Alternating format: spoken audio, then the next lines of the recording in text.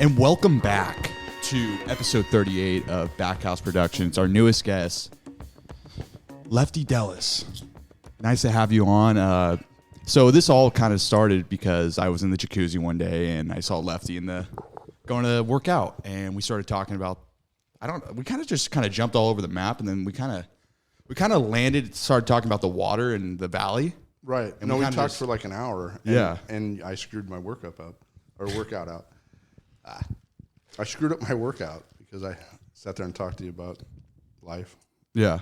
Okay, so it's kind of ironic too today because it's raining outside. It's been dumping. So I want to know, Lefty, where does this water go after? Does this water get saved? Where does it go? How does it get used? Well, first off, water, the same water has been on Earth as long as Earth has been Earth. So when you think of water and they tell you we're running out of water, it's a complete false, because the ocean's not drying up. If anything, the ocean is the same level it's always been. Whether it's frozen, whether it's in the ground, whether it's in lakes, it's the same water as always has been. Mm-hmm. When your father is selling grapes to Australia or New Zealand, that he's not really selling grapes because it's 80% water. So you're selling 80% of your stuff as water, whatever that weight is. It gets consumed in Australia. As the Australians eat it, it either evaporates or they piss it out, but it goes back up into the stratosphere and it ends up going back into the ocean with rain. And it might take that droplet of water 100 million years to get back over here to California, but it didn't leave. And so they're brainwashing all the youth, this is what I see, into making you guys think that we're running out of water. Like everyone's like, oh shit, we're out of water. We got out of water. And it's such a false, because if we just built more infrastructure to harness that water, you would never have a shortage of water. And water should be the only thing in this country that's free. Like if they want to give away all this free stuff, water is easily free. Hoover Dam, and you could look up all the statistics you want, but almost all the hydropower dams have paid for themselves multiple times. Hoover Dam has paid for itself on power alone 4 times in 90 years. So it would cost us almost $1 billion to build more Hoover Dams right now. But in 90 years, they would have paid us that back 4 times over. So it's like a 12% or 8%, whatever that percent is, return. Say it's an 8%. An 8% return for the taxpayer. But that means they wouldn't have to pony up more money and build more solar fields or more wind turbines like every 20 or 30 years, because solar loses 4% efficiency a year just from the sun beating on it. Yeah. And the wind. I got gum. It's just like getting in my mouth. No, you're fine. You're fine. So I'm kind of jumping around, but No, you're good. so solar, if it's losing 4% efficiency, maybe it pays for itself once, maybe twice, but it has to be rebuilt. Whereas the hydropower really doesn't. And then hydro also has an added bonus because it slows the flow of water from reaching the ocean, which is its main goal. Like there's a movie about dams where they're saying how all dam water is stagnant and dead water. And that movie has a lot of falseness to it because it's not dead water. Like dam water, it's they take it out. Wait, Lefty, what is dead water? Dead water is like stagnant water, like a salt lake. Where water just runs into one area and then it can't escape to the ocean, and it basically just sits there and evaporates, and it becomes saltier and saltier and saltier over time. And then it's basically dead water. Like fish can't live in it because it's so salty. Is that what they call it, the Dead Sea? Yeah, like the Dead Sea. Okay, gotcha. So that's where that comes from, is just stagnant water. And also stagnant water gets like pond water where it smells real bad. Mm-hmm. And like it's just total decay and death, and marshes. Mm-hmm. If it's not moving out and it gets trapped, water does get nasty. And so with dams, they let it out and they make power with it, and then it goes everywhere. It ends up in the oceans. So you would deny the fact that we're actually in a drought? Like this is man-made. This drought has been man-made. Well, we've definitely had droughts. Like you can't say that we haven't had droughts. The one right now. Like I've always believed that we've been in a drought like ever since I've been alive. Just the notion that hey, we don't have enough water. Like kind of like we're not efficient in water. I've always heard that. So is that true? Is it because it's man-made, like you've said? We have water. Like if we were Indian style, like if we went back 100 million years ago or 100 years ago, and there was only like, say, what was there, 1 million people in California? What, 100 years ago? Yeah. Yeah, we'd say there wasn't a lot. Like million, around the gold 10 million. rush is when everyone came over. But when we were back, when Indians were hanging out, I mean, they had droughts, right? Like every once in a while it wouldn't rain, and then you'd be like, oh my God, what are we going to do? And they would move farther up the mountains, higher up to where the water was.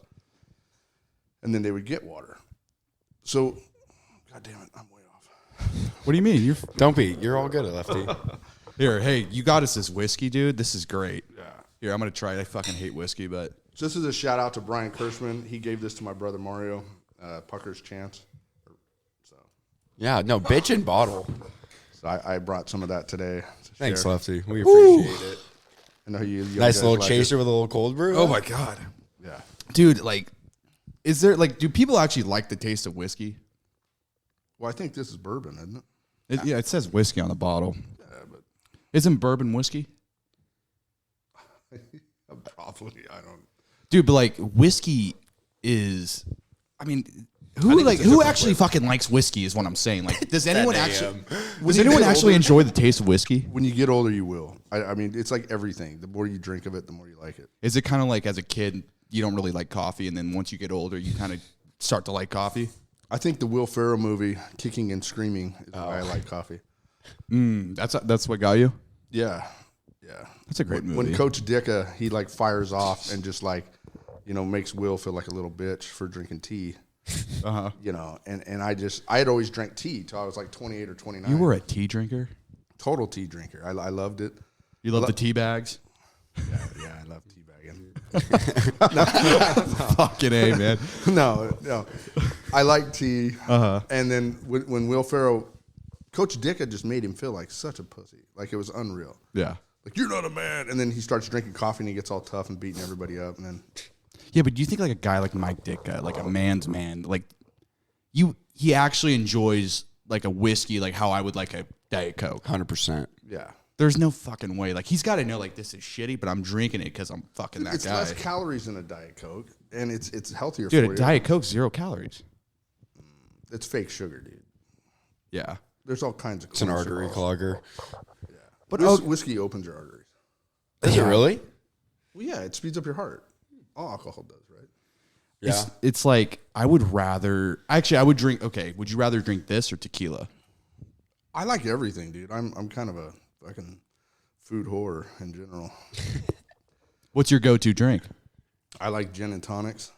Gin and tonics? And so I've actually, at KC Steakhouse, we made one called the Gin and Sonic. So it's tonic water, a splash of tonic water, club soda, and gin. So it's mainly gin, but it's club soda and then just the splash of tonic to get the different flavor and a lime. So we call it Sonics over there, and it's a new drink. Okay. Sounds good. But it's not as many calories. It's like maybe 50 calories instead of. I didn't drink last night at all, and I feel good right now. Yeah. Like, I woke up this morning. Except for you're drinking now. Yeah, I'm drinking at 10 in the morning. I'm making up for it. But I woke up this morning, I'm like, I don't feel hungover at all right now. Like, I feel like this feels like a Tuesday. It feels great. Yeah. But I don't know. I mean, you're missing out on fun. No, moderation's always the best. Yeah. My grandpa had a saying, and I'm just going to say it for you boys. I think I've told it to you before, but no woman goes home with a drunk guy. Every woman wants to go home with the sober guy at the end of the night. So if you're the last man standing and everything's still working right, you're going to get laid. So the game is like kind of like get drunk enough to have the confidence to go over there, but also not to be too drunk where you're falling on your face. Exactly. That's the game. It's the game. You got to be able to perform when she's ready to perform and be good at it. It seems like life's a game, right? It seems like there's a game within the game of everything. And what's this game that these people are doing? So, like, can you kind of like break down, kind of going back to the whole water issue? Oh, water. Yeah, going back to the whole water issue. Okay, so before what is that? What year? Before pre-1978, how was it being operated? So basically, when we first started farming here in the valley, like in the 1800s, we started draining the valley, like Boswell and all those guys. Like it was mostly marshland, especially west of I-5. Was just swampy land. In fact, the Thompsons, their grandpa great grandpa. So are the Thompsons like a farming family? Yeah, they've been Just here. got to clarify. They've been here forever. Okay. So his great grandpa would actually shoot ducks. This is how he made his living when he first came here. So he would shoot ducks, and they would had a ferry that went from like not Boswell Lake, but what's the lake out there? Buena Vista Lake. Uh-huh. So Buena Vista Lake, you used to be able to take a ferry from right around there somewhere, all the way to the Delta. Holy shit. Where's that? that? Is far. Delta's up north. Yeah, you know where Main Drain is when you're driving to San Luis? Mm-hmm. Like there's Main Drain Road, and it's kind of that weird windy road. That was actually like a river that went Really? all the way there. Yeah, so all the valley would flood, and every creek in all of Kern County flooded all the way to Buena Vista Lake. Like there's, if you had the old aerial footage, that's where everything went, and it still goes there today. Like with this storm, all the creeks are starting to run again. Yeah. They're all heading towards Buena Vista.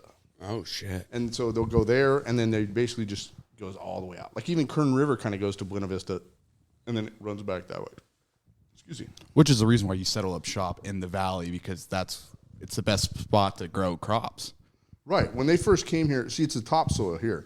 So like when you go to Australia, right, when they keep preaching we're losing all of our topsoil and topsoil is going away. Can you just, what is topsoil first? Topsoil is the layer of you farm before it hits like gravel and rock and granite. Okay. So it's like our soil in the valley is less than like 200 million years old. So it's actually very young soil in terms of the earth. Whereas like Australia, their topsoil, because it's a real old continent, it's only like 3 or 4 inches. Where we have like 1,000 feet of topsoil. Like we have so much topsoil. Like we're not going to run out of topsoil in California. It's so abundant here. And so like when they had the Dust Bowl in like Oklahoma and places like that, and they're having Dust Bowls in Australia, where they've dished stuff up, and then at the wrong time the wind blows when it was dry, so the dirt flies off and they lose an inch. Well, they only have like 3 inches. So that's a lot of their topsoil, right? Because you can't farm on just rock. Yeah. I mean, you could farm like olive trees, and certain things can grow on just rock, but very little. You're restricted to certain crops. Yeah, So. you can't grow all the vegetables and all the carrots and all the stuff that we like to grow and eat, but you could grow. And for that reason, it's 25% of the world's export of goods. It's coming from the valley, agricultural goods, right? For most vegetables, we're like 80% of what the United States eats. 80%. Okay. Yeah, like almonds, we're 99% of the world's almonds.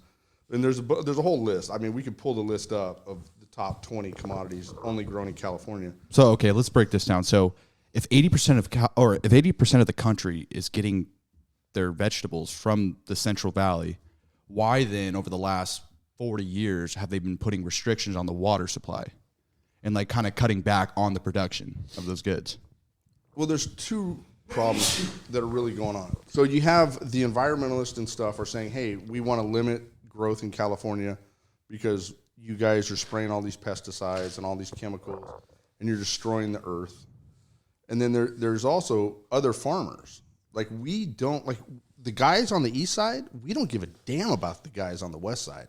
So the guys on the west side are losing all their water rights. Like the Westlands Water District, they have like no water. And so the guys over on the east side were like, hell yeah, dude, we lose that 1 million acres, we're going to make so much more money. And so it's like almost a conflict within ourselves. Like we're looking at our neighbor who's going broke because he has no water. Like his land is worth nothing. Our land's worth, hundreds of thousands of dollars. And they're like, you can't even buy their land because it's like cactuses. Yeah.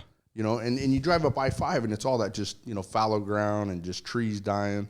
And it's almost like we're laughing on our side, like, well, you shouldn't have planted those trees. You knew you didn't really have water. But as we lose them, our commodities do go up. And so it's hard for us on this side to really try to fight for them. But we should, because once they're done fighting them and those guys are broke and gone, then they're just moving over a little bit. And they're just going to keep moving over, until you finally get to like the Nichols, like the Nichols family has the most water in Kern County. Like they have all the water coming out of the valley, and they have a couple different valley spots where they got like up in Porterville too. So they have super strong water rights, but they're trying to take their water rights too. And so if the Nichols fall, then we all fall. Doesn't like J.G. Boswell, don't they own like 20% of like the Tulare River? probably more than that. They own like a shit ton of the water. Like his book, I read his book a long time ago, but it was basically like, if he wouldn't have had the government loaned him $15 million. You're talking about the main guy. Yeah, Boswell. Yep. To build the river up there in like Tule Lake. They built a dam, and it was $15 or $17 million back then. And he needed the money, right? But if he wouldn't have used them, it would have been all his water. Damn. And so he fucked up. Like, 'cause looking back, you know. But back then, land was like $4 or $5 an acre. Mm-hmm. You know, so $15 million was a lot of money. But still, he could have controlled it all. But that would have been good. That would have been worse, right? If one guy controls all the water. Well, for his organization, it would have been good. Yeah, for him. For him. And you know, he would sell, when you sell land, you sell water. Yeah. So if you're selling land for houses, you're like, okay, it's got 3 acre feet. Here you go. So the houses have water. So, like, what is the reason for, like, can you kind of just run down, like, what are the regulations that they've been placing in the Central Valley for, like... All right. So Arvin Edison has lots of studies. You know, I sit on their board a little bit. But I don't know, can you pull this map up on this thing? Yeah, no, we can pull it up and, like, edit and Okay. just, like, show it for the... So video. basically, like in the 1920s, they realized we were sucking this valley dry. Like everyone that was farming in the 1920s, like our grandpas, were like, oh my gosh, you know, the water is going deeper. And we were all wells. Like everyone had drilled a well and they were sucking it out. And it might have been like the water table was like 300 feet deep. Mm-hmm. And so they realized within 20 or 30 years, it had dropped like it was dropping 17 to 20 feet a year, like every year consistently. Okay. And so they were like, holy shit, we're going to suck this sumbitch dry. Like it's basically drinking out of this glass. Over 100 million years, it had filled it all the way up to the top of the rim. And then we started pumping it down. And we knew we were going to eventually have no water. And actually be in a drought. And be in a real drought. Okay. So, you know, when they talk about sustainable ag, we realized in the 20s we weren't going to be sustainable.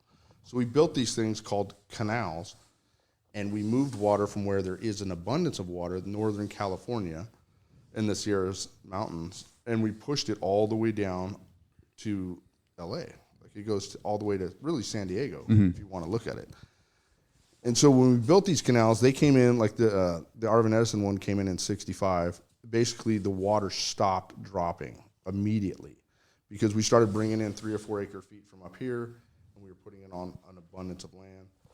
And basically, if you look at this thing, when it goes red to 700, if we hadn't built the canals, right now, standing water under the ground would be 756 feet as of right now. And right now, standing water is around 350. So we've literally limited, well, this says 900 or 364 feet. It's a 364-foot difference that we've saved.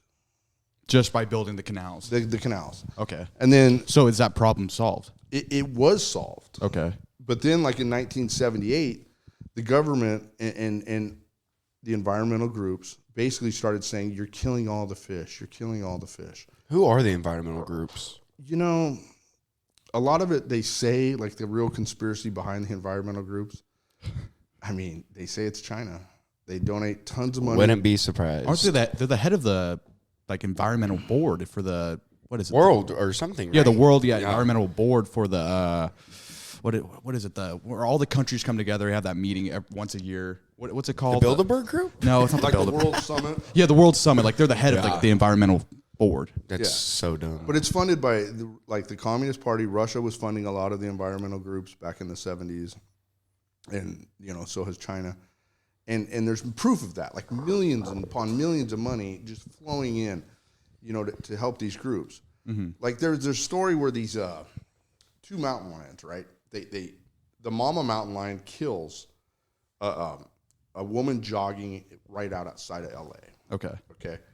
So the mother of who died had 2 daughters. They raised money for him. The family, they raised him like $20,000. You know, and the mom's dead, right? A real person dead. Mm-hmm. So then the cubs, because they euthanized the tiger that ate the woman, so the game wardens go up, shoot the tiger, kill it. They raise money for the 2 cubs of the lion that ate the mother. Yeah. They raised like $500,000.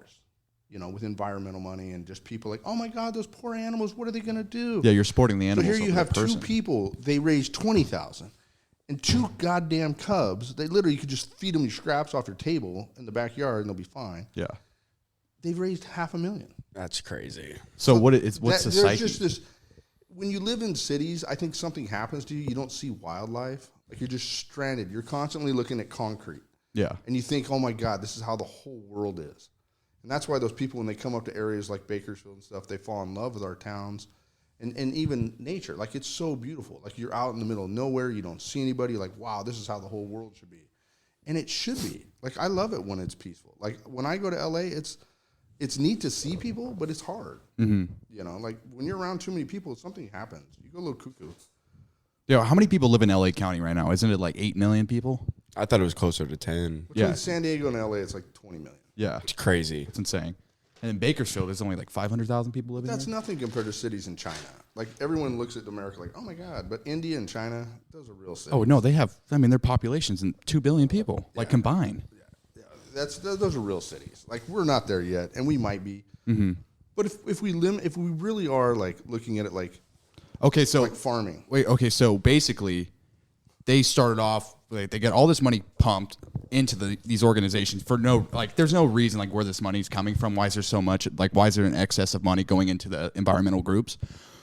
And then so they use that money to say we want to save the fishes, where the fishes really don't need that much support.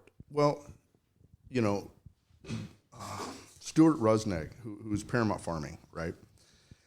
Stuart, back in the 90s, when we were first having the water issues, where we realized they had taken too much of our water, Stuart said, well, how many fish do you say we're killing? And so the environmental groups came back with a number, and they said, we think your pumps in the Delta, the South Delta, and we could pull a map up for where the South Delta is. We basically, the Delta looks like your hand in a way. Like there's all these little channels and canals where the water goes up. It stretches out. Yeah, and the water kind of runs through the middle of your hand. Well, how do I? So like, here's your hand. I got you. So the water's kind of running right through the middle of your hand towards your big finger. Okay. And there's all these little ponds and stuff where it sucks out.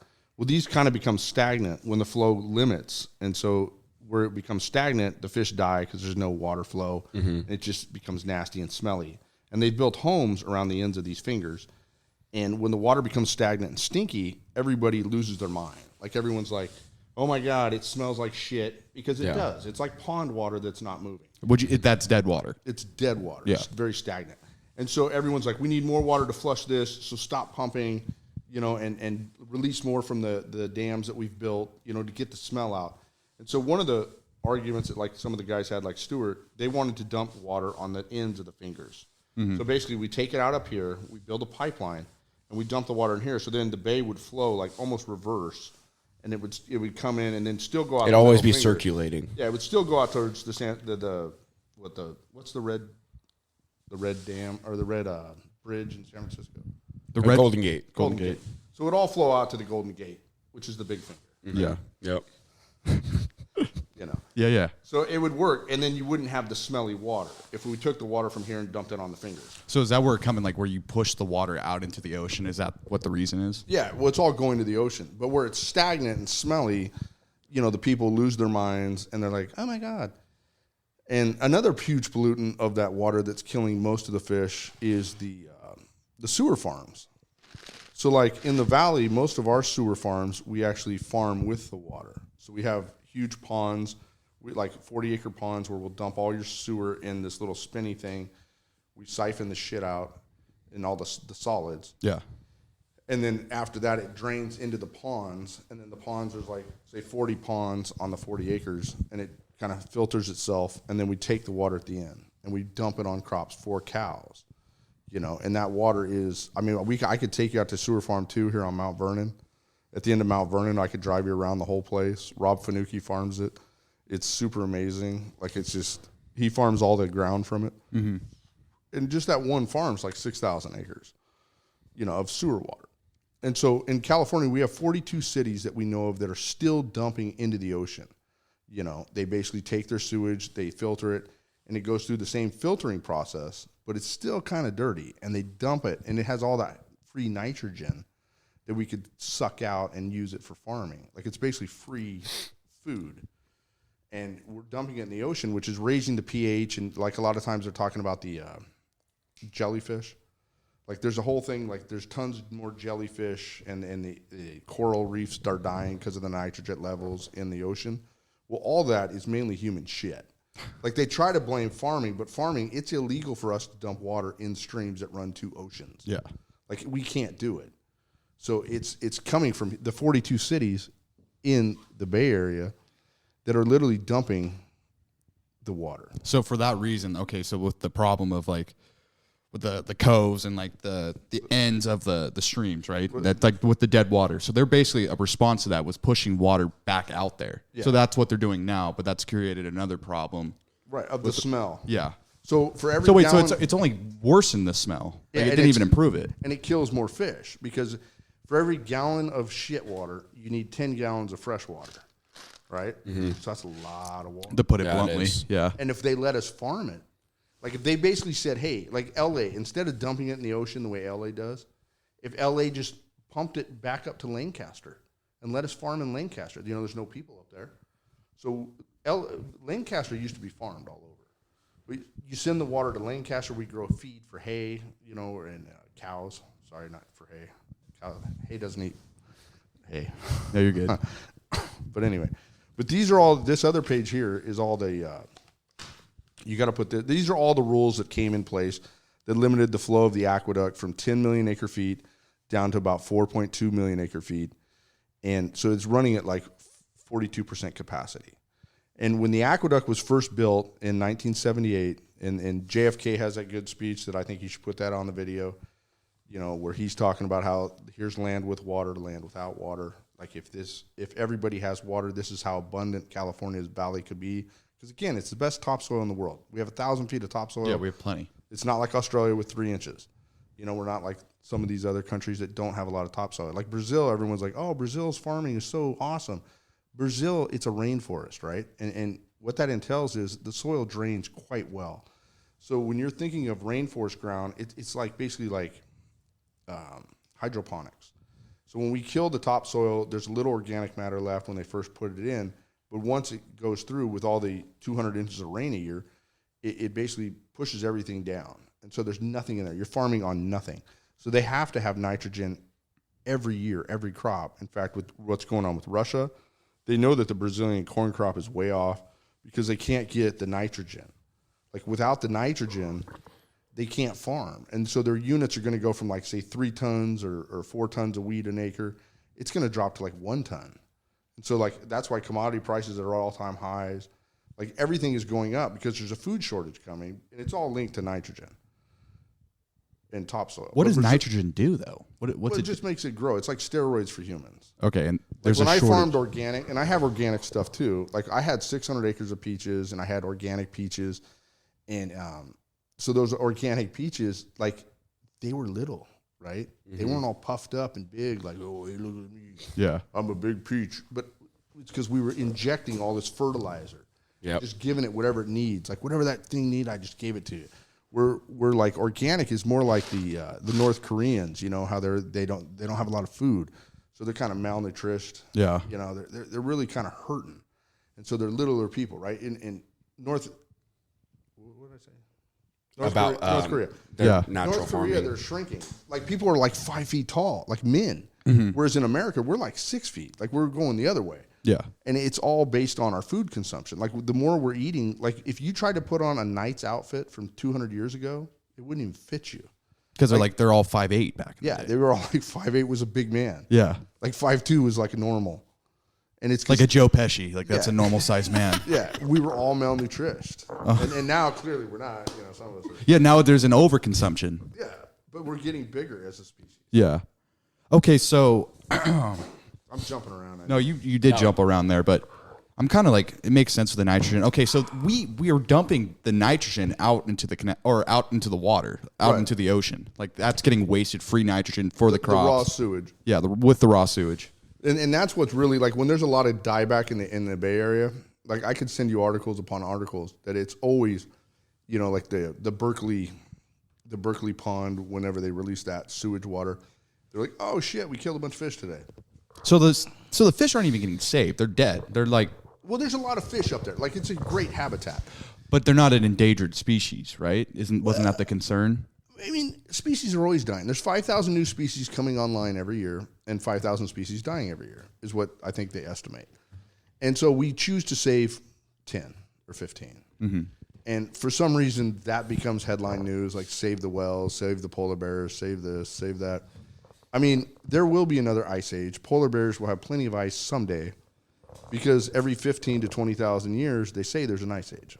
So you said the climate goes through like phases. Like it goes Huge here, phases. it kind of. When the dinosaurs roamed the earth, all right, to really jump back, and the continent was Pangea, right? It was one continent, one continent at that time. The CO2 levels at that time were estimated to be between 2,000 and 4,000 parts per million. Okay. Yeah. And CO2 is what breathes CO2? What breeds CO2? Us. No. Isn't that? Oh, We trees. breathe oxygen. Oxygen. Oh, yeah. But Trees. trees. Yeah, trees. Trees breathe CO2. Carbon dioxide. Yeah. So trees love CO2. If you ever grow indoor marijuana, which some of us have, Shout out Mario. shout out Mario Delis. Mario. So some of us have experimented with indoor horticulture. Yes. And so did the Aztecs, for that matter. The Aztecs were the first hydroponic farmers in the world. Indoor farming. No, because they lived in the Amazon. Yeah. Back to the Amazon. There's no real topsoil. They had to farm around their pyramids and shit to grow their vegetables. So they grew hydroponically. They'd put their shit in their water and Wow. their own feces because they needed the nitrogen. Yeah. But anyway. So the nitrogen's created from that, from the feces, from the, breakdown. Like your poop is not a form of nitrogen. and we can use that to make the crops bigger. We do use it. Yeah, but not enough. No, we use it. Like all the cow manure and stuff. Like one thing that was unique to this valley too, we have so many dairies. Like when the price of nitrogen shot through the roof and everyone like in the whole country is like, oh my God, well, how are we going to farm? The nitrogen's so high. I just bought like 10 tons of manure because manure's got, say 10 units of active units in that year. And then it's really 30 over a period of like a year. So I have 40 units and I was buying it for like $22. So you just go into the input, you buy the input of it, Yeah. and then the output's the nitrogen. That's so high. Yeah, it's just high going to the break cost, down like God's way. Like I look at farming organically as God's farming. And when nitrogen shoots up, we buy more cow shit because cow shit is Yeah. fertilizer. Yeah, who would want that? Yeah, but that's why when nitrogen spiked, a lot of us didn't feel the pressure. Okay, so So what is the reason behind all this? Like, why are they doing this? the water, Do they just want everything to be exported into the United States? They don't want anything to import out, or what? first off, think about the American consumer. Okay, All right, what did you pay for this water? shoot for that. Just lone bottled water. I don't know. It'd probably be like $1 or $2. So this is 16 fluid ounces. How many ounces in a gallon? 128. 128. So what would that cost? 128 divided by 16. What is it? I think it's like 8. So 8 times 1 what? 150? 8 times 150 or 128. 128. So 8 times 128. This is real math happening right now. Yeah. So you paid $10 a gallon. So as the American population bitches about $5 gas, maybe $6 gas, you're paying $10.24 for the most renewable substance on Earth. Like we as a species are fucking stupid. Okay? You're paying $10 for something that is fucking free. Hey, do you want a refill? No, I shouldn't drink anymore. Thank you. Okay. I wanted to relax so I could like flow. I got you. know. Okay. Daddy needs to flow. Okay, so we're paying $10 for that basically. Yeah, you're paying $4 more than gas. We're getting screwed. And gas, you have to cook it, you have to harvest it, you have to do all kinds of stuff. This comes out of the air. Yeah. We just have to send it to you. And those systems are mainly paid off. And if they have hydropower, they're really paid off. So what? Like, why are they doing this then? Why? Because we keep paying for it. The fact that we pay for water is baffling. I think it was 50 cents has a quote where like in 94 or 95, 50 cents is like, I'm going to put my water or put my company on this vitamin water company. And his stock guy goes, nobody's going to pay for water 50. Like, what are you thinking, dude? That company sold for like $4 billion. Yeah. You know? But like, But people do. And you know what's sad? We feel safer with this. Like, this is made from petroleum. My favorite people of all time are hippies coming out of Whole Foods with all their organic shit and a case of bottled water. Like, I'm like, they don't even make stupid like you. Like, you're literally buying organic food with a petroleum water product, and you're drinking this shit like it's healthy. Well, how do you suggest we get the water then? The way we always do, from the canals and from the pipes, you know? No, but like, do Filters. I get like a cup? Do I go to the canal and Yeah. scoop it up and drink? France eliminated plastic bottles because in what's that guy? The president? No, there's another guy. He's got a really good show. Zac Efron. Zac Efron? Zac Efron. He's got this hippie show on Netflix. I love it. What is it, like the travel? Like, Well, he goes to different countries and sees what they're doing different. Like how he looks at all of the hydropower that like New Zealand has, or not New Zealand, but France? no, it's up north. Okay. It's Iceland. Iceland has a bunch of hydropower. And he goes to France and he sees how they do the water. So basically, France eliminated bottled water. They said, you know what? You guys are dumping all these bottled water in our rivers. It's showing up at our beautiful city. We're sick of looking at this crap. So you know how at school, how you have the thing where you could just fill up your hydro flask? Yeah. It's just that big water filter thing. Mm-hmm. They put those all over the whole country. And they said, everybody just fill up your goddamn water at your house or at one of these filling stations. So that seems more of like a public utility. Like that's just like it's provided by the government. It just kind of shows up there, and you just have your own cup. You take the water. Yeah, and that's how it should be. We shouldn't have this. We should all have this. You know, a nice steel cup, easy recyclable. And granted, there's still plastic on there. Yeah. So the petroleum companies still make some money. So we don't leave them out. But That's this so. is a win-win. JP, look up when they first started selling bottled water, because how do you convince the public to even get into that? Like, how do you convince people Plastic to buy bottle? Yeah, like when did like the Well, if first they water want to company outlaw come stuff, out? like the government's always outlawing stuff, right? Uh-huh. Like they're like, we should outlaw guns. Well, why don't we just outlaw bottled water? Look at your plastic cup there. Yeah, You know, what's wrong with these? You can't wash them? you can wash them. You can wash them. Glass is totally renewable because it's sand. It's just cooked sand. And when it breaks, it just becomes beautiful glass. Like, the one thing I miss at the ocean, there's not as much glass as there used to be. Like, everyone used to drink their beers out of glass, and then they'd throw it in the ocean, and then it would come back, and you had all this beautiful, like, glass that you'd find. Uh-huh. And it was nice. The sea glass. Sea glass. Yeah. So right here it says plastic bottles were first used commercially in 1947, but remained relatively expensive until the early 1950s when the high density of polyethylene was introduced. So, yeah, it says 1947 is when they first started using plastic bottles. So that's kind of like around the same timeline of like when they started putting regulations on the valley, Right. with the water. Right. So are they? So where are the water companies getting? Like, do you go to like the Sierra Nevada mountains and you get the water from there? Like, think of like Arrowhead. Like, where's that water coming from? Like, do they have it like in a certain? I think Arrowhead comes from L.A. by the Pepsi plant. Are you serious? Isn't L.A., like, isn't it Pepsi or Coke owns Arrowhead? No way. Look that up. No, dude. They own Arrowhead? Pepsi and Coke, they own everything we drink. Well, I just fell into the advertisement. It sold me. I see the logo of Arrowhead like coming from like a mountain stream, and they're just like they're taking the water from there. But You got a deer pissing in it, but you're like, oh, it's so good. dude, that's probably one of the craziest things you've said so far was the water, like drinking bottled Nestle. water. Like that's the most Nestle. Yeah, Nestle, Nestle. owns it. The chocolate milk. Yeah, and I want to say it's Pepsi that's Owns Nestle or, or Nestle owns Pepsi. Yeah. One of the two. But it comes out of L.A. Like, they're pumping their own water and drinking it and charging you to drink it, and it's coming from your same aquifer. And they might have reverse osmosis filters or something. Like, I have that at my house. I have reverse osmosis. Like, that's what I did. It's like a $400 or $500 filter that you put in, and it's, filters your water. It takes all the crap out and puts it back in. We have something. So there's crap in there. That's not just water in the bottled water. Like there's other things in there. Oh, like you said, petroleum. microplastics. Yeah. So it's not even. We're not even drinking water. So like You're drinking water. no, but like it's not just water. No. But like that's why they say like the pizza tastes better in New York is because the pH of the water is higher. Like it's at like 8.8, and I guess like 8.8 is good. Like the Fiji water that you get from Paramount, it's supposed to be healthier because it's 8 point, like whatever it is. Yeah. But your stomach gut is like 5 pH. And another interesting fact about pH is my favorite one to throw out there. What is your semen? When you ejaculate, what is the semen? What is the pH of your semen? I have no I don't idea. say 2.5. I don't know. No, it's like 7.2. Oh, wow. So our pH is 7.2 when we shoot a load. And for a woman, what's her vagina? Probably the same. No, The plant. it's like 4.5. Oh. So a woman's vagina is more like fucking a lemon. And that's why like women sometimes get smelly vaginas if they take multiple loads because the pH gets imbalanced in the vagina. Dude. And that's a whole nother. You should probably delete this part. So you're telling me if I fuck a lemon, it's the same. No. It's the same consistency. But it might feel similar.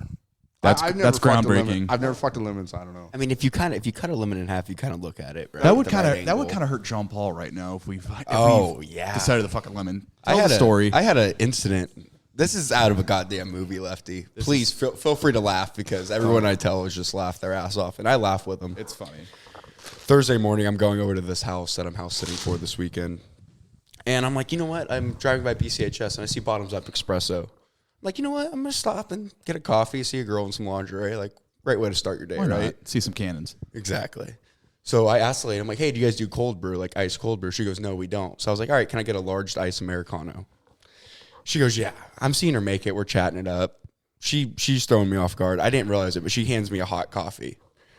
And I'm driving down Stockdale Highway, and I'm holding the coffee, and it spills on my lap. And it is scalding hot, Lefty. I'm driving. I'm bobbing in and out of traffic, trying to park in this parking lot. Finally park. In the middle of this parking lot, I pull down my pants. The tip of my penis is already blistering.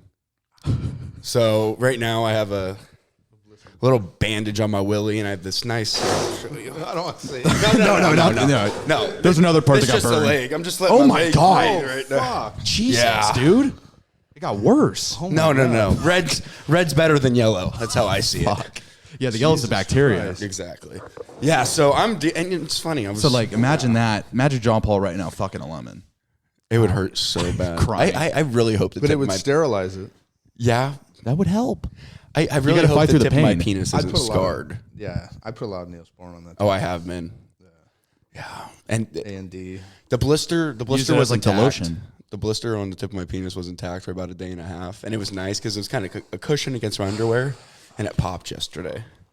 So I had to make my own like little willy wrap thingy. So, yeah. So you got like second-degree burns on your dick. Yeah. So I had to call out of work. That's not good. Do you drink hot coffee? Yeah. You like for that reason alone, I will never drink hot coffee because you're playing with fire every morning. I mean, I'd rather just take a cold brew and just like. You know what? It's not served as hot relaxing. as at like 24th Street or like a cafe or something. I mean, my God, their you're coffee's drinking a fire. good. Their coffee's a good temperature, but I guess Bottoms Up Espresso just wanted to fuck me. I think if you had a flame on your leg for as fast as that water or as fast as that coffee hit your leg, I don't think you burn as bad. Like that fucking coffee burned your skin. Because you couldn't stop and just drop your pants and knock it off. You know, Exactly. throw cold water on it. And I had nothing else besides that. I mean, I spilled the entire thing on me. It was the worst pain. And I'm driving to the hospital because I went to the ER and I'm driving with my left foot because I like had my leg propped up because like my thighs are big, so I couldn't let them like rub against because every time I moved my right foot. Yeah. Yeah, it was rough. And I had no pants on while I was driving. They were at my ankles. So think about this. 30 minutes. You just got want a to see some lawsuit. titties. You want to see a hot girl give you a nice coffee. And that was 30 probably- minutes later, now you're running to the ER because your dick's on fire. Yeah. That's life. That is life. That's life, man. That sucks. That's awesome. That's a good story, though. You never forget. It is. I just really hope the tip of my penis isn't scarred. Hopefully you get like a It'll be cool fine. scar though, like something where like if a girl saw it, it'd be like, what's going on there? Then there's a story. There's a story to tell, like why you could say you got fucking bit by a shark. It's funny. On Thursday, I was actually going to drive up to drive down to Northridge and see this girl, but I had to tell her what happened, and I was just like, "Fuck." You can't tell her you're at Bottoms Up Coffee. She just No, she doesn't know. I know. I spilled a hot Starbucks. She watched the pod? a venti. I told her about it. You got to get her to follow. I will. Dude,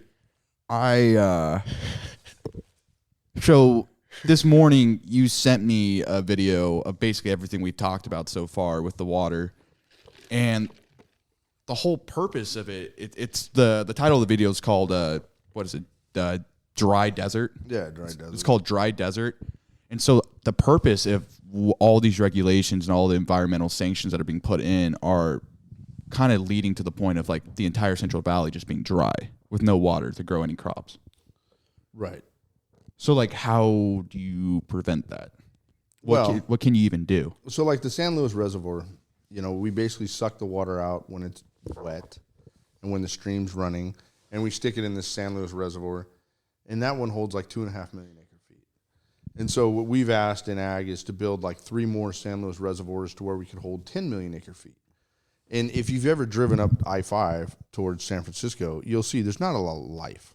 Those hills are very barren. Mm-hmm. There might be some horned lizards and some, cactus or something that's, there. The only thing there. But it's basically foothills with nothing. Like the rain doesn't rain there. It rains on the other side by the ocean, and then it rains over by the Sierras.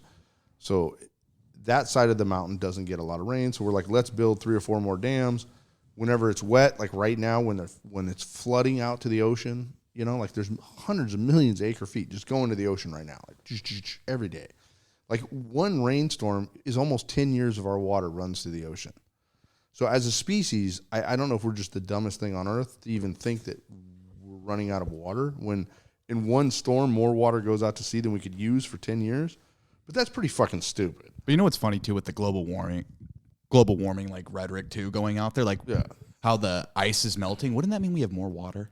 Well, we do. I know, but like saying that we're also in a drought with that too. Damn it, we should dam it and take it. If the ocean is rising, we should take it.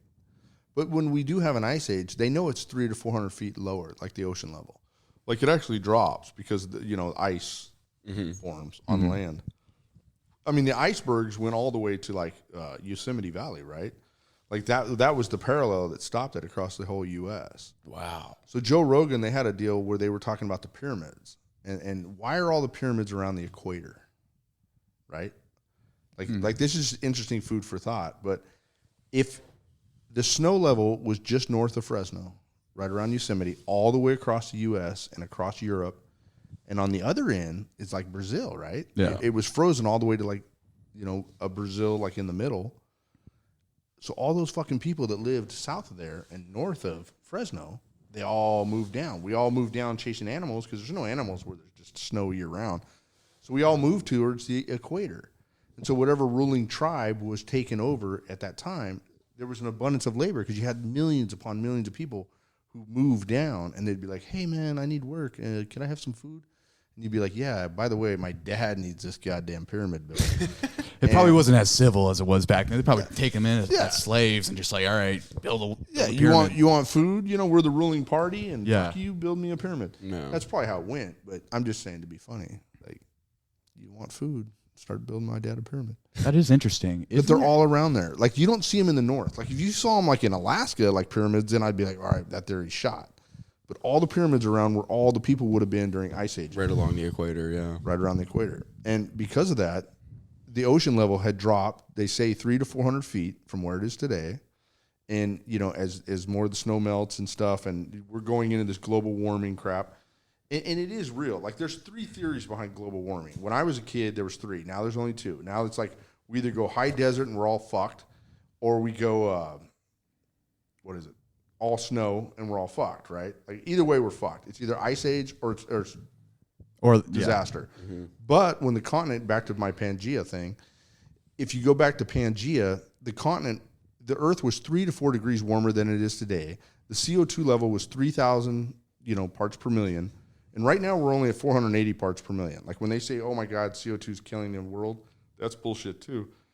Because we don't even pass out till like 5,000 parts per million. And we're at 480. We're at 480. And back to how Mario grows the weed indoors and what I learned there. Most florists and indoor pot farmers are growing their weed at 2,000 parts per million.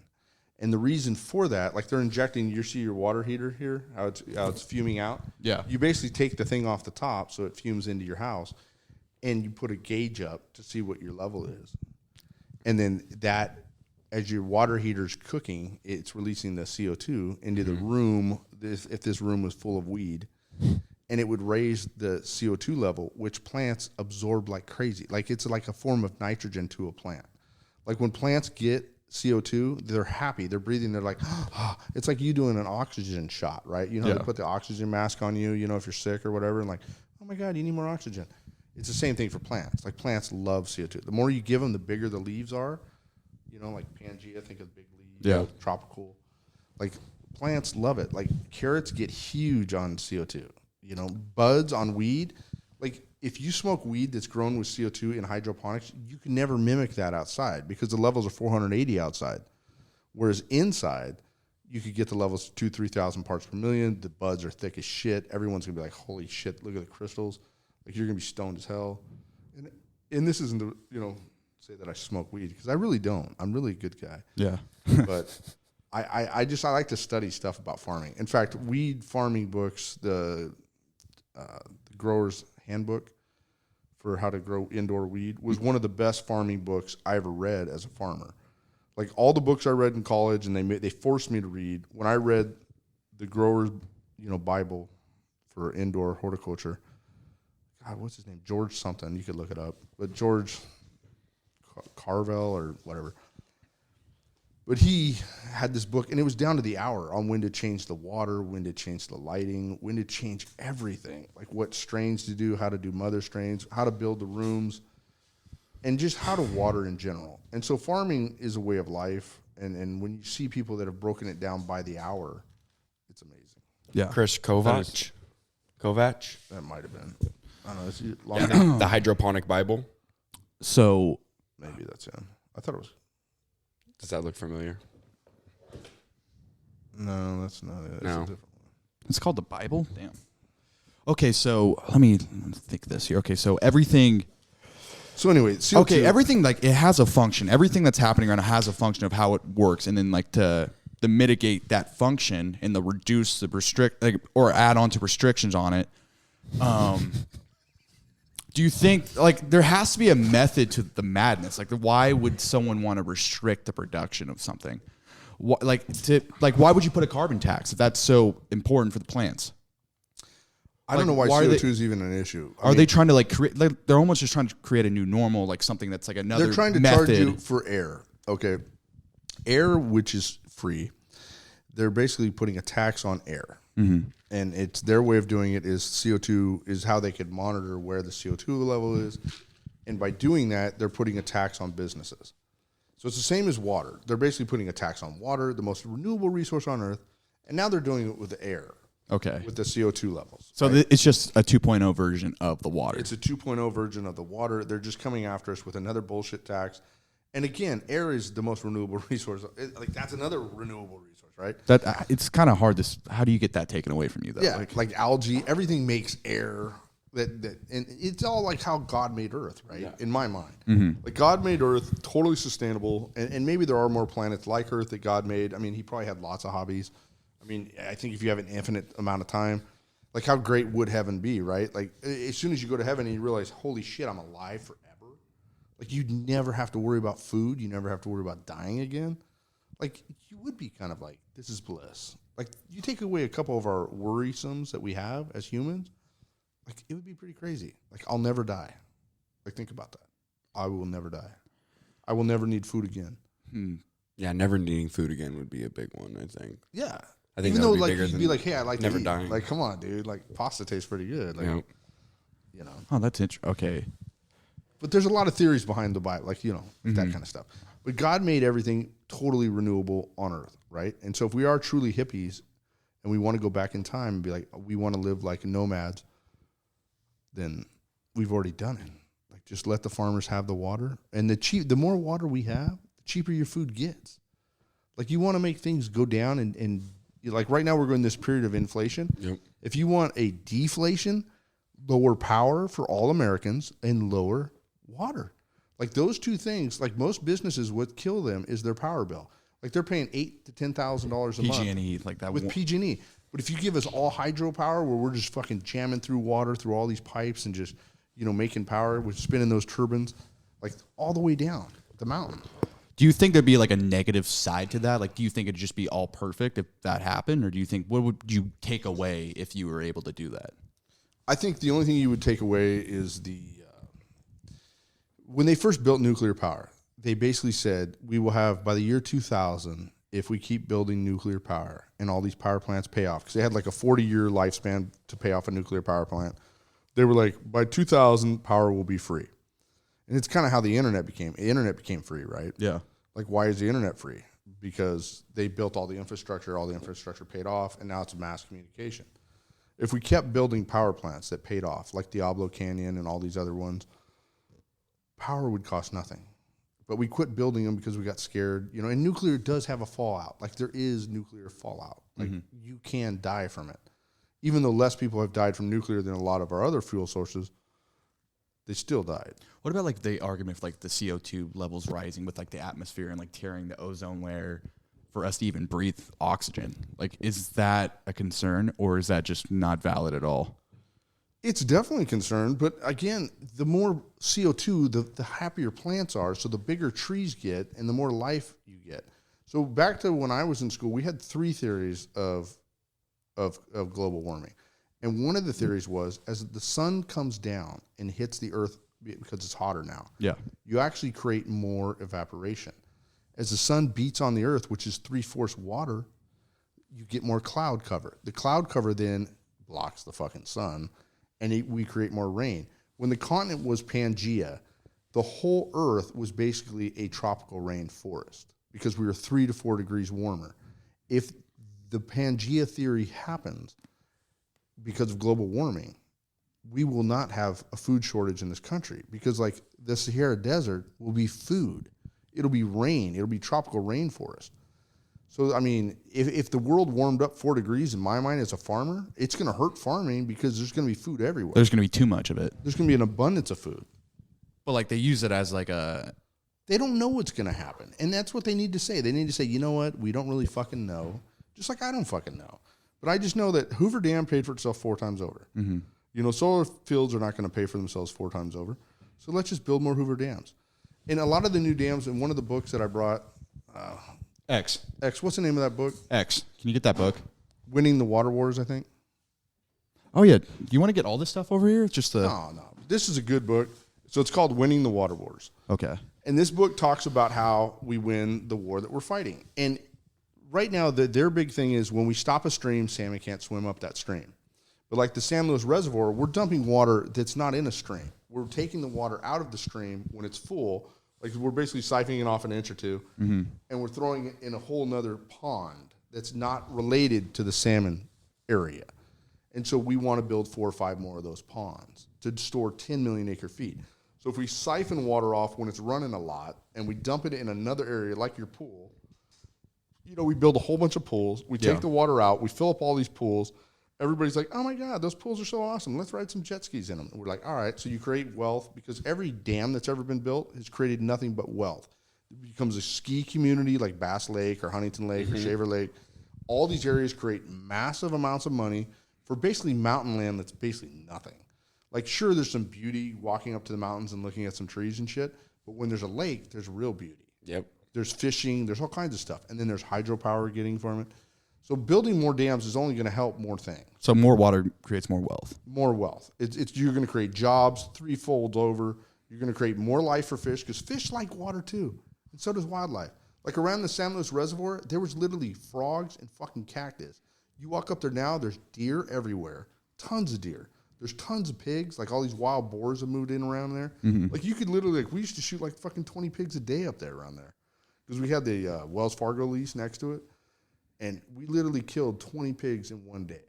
Like just, like they were like kill all these, they were eating the whole wildlife, like everything. They were destroying they were rooting up everything. They're a pest. So if this is what you actually believe, then you have to be a cynic on government then. Because they're just trying to take it all away. I don't really blame the government. Like I don't think, the government's just a spinning wheel that they don't even know what they're doing. Like they're just guys who like, how do you get into government, right? How? I don't know. You practice law. You tell people you're going to give them free shit. So you're basically, you go out there and you're like, hey, man, your life sucks, right? Yeah. I'm going to give you this for free. And then everyone's like, fuck yeah, dude, I want some free shit. So everyone jumps on board and they vote for you. So you're giving away free stuff, but it's not free. It really costs money. And who's paying for it? The working man. Yeah. I'm for the working man because the working man is all that matters. Like we pay for everything. 40% of this country is literally putting everybody to. Actually, there's one thing that I got from the documentary that was actually really interesting. It said, okay, so it said they want to save 500 salmon, right? The purpose was to save 500 salmon. Just that's it. But for each taxpayer, it costs $4 million per fish to save. Right. So what the fuck? All right. Well, back to Stuart. Like you're getting screwed. Like it's Yeah. it's crazy. Stuart Resnick in the 90s. I think I brought him up for a second. Then Yeah. we switched off. But Stuart Resnick in the 90s basically said that how many fish are we killing? And the environmentalists were like 20 million. We think your pumps that are sucking out of the South Delta are killing 20 million fish. And then he said, all right, we'll raise you 20 million fish. We'll build some ponds, hatcheries, and we'll raise you the 20 million fish. Us farmers will raise you this. And the environmentalist said, no, you can't do it that way. That's not natural. And he said, well, what's natural? If you believe in Darwinism, you're going to believe that fish are going to get stronger and eventually figure out how to get away from our pumps, right? Yep. Like they're going to evolve. So if we're raising millions upon millions upon millions of fish, they're going to either survive or get smarter. So what if we raise you 100 million fish? And they said, no, you can't do that. Well, now they can't even find the smelt. They haven't found a smelt for 5 years. 5 years, not one live smelt. And we're still, look at all these laws based on smelt. Like there's like 4 laws here. Mm-hmm. And they can't even find them now. But if we were raising them, I guarantee if we were raising 20 to 100 million fish a year and dumping them in the ocean, there'd be lots of smelt. There'd be plenty of smelt. But they won't even let us raise what we're killing. And how is that? Like, we get what we have. We're taking water out of a stream. We want to put it where there's no water so we don't affect the other flows of the salmon.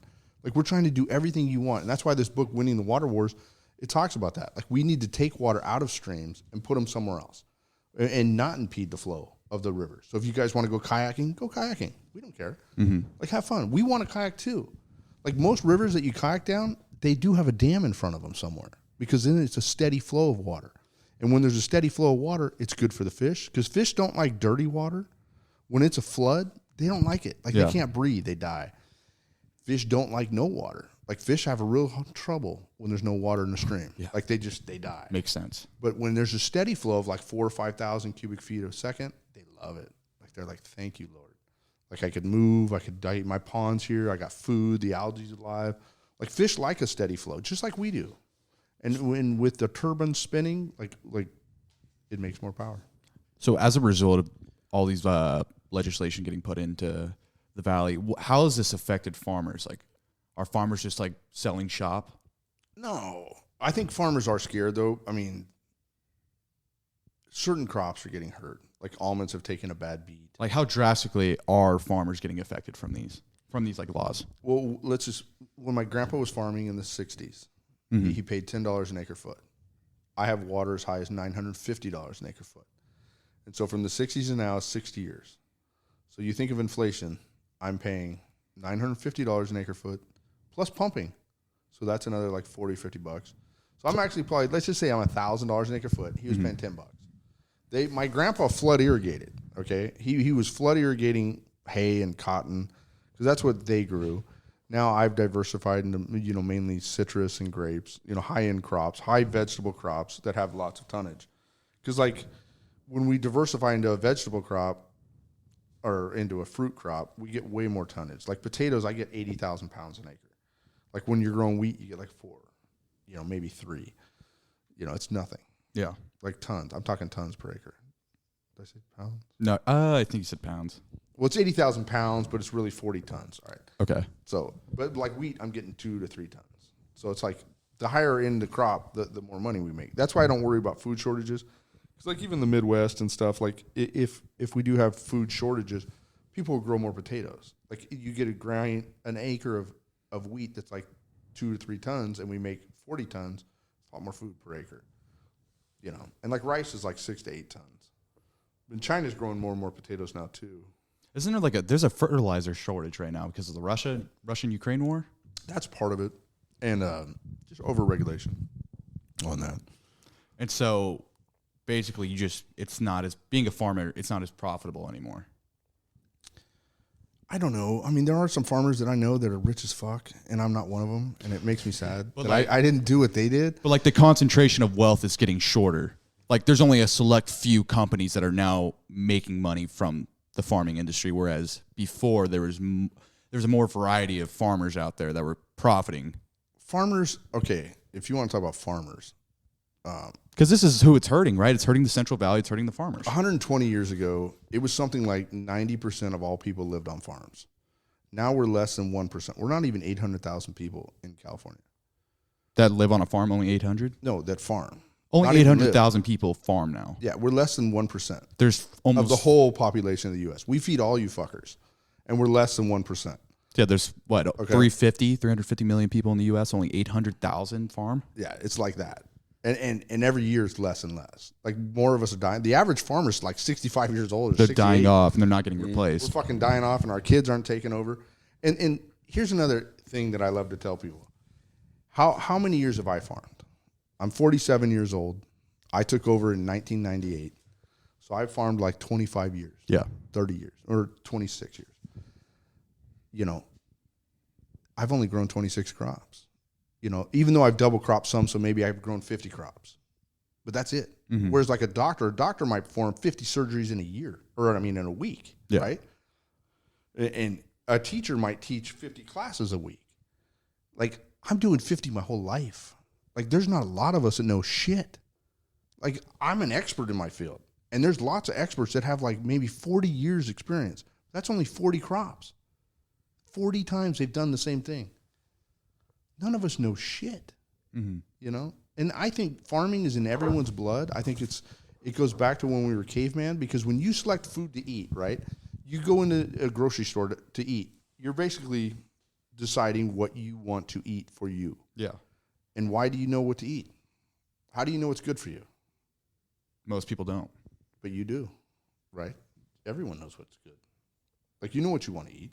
Like, you see a good peach. Yeah. Like, fuck yeah, that peach is going to be good. That piece of grapes is going to be good.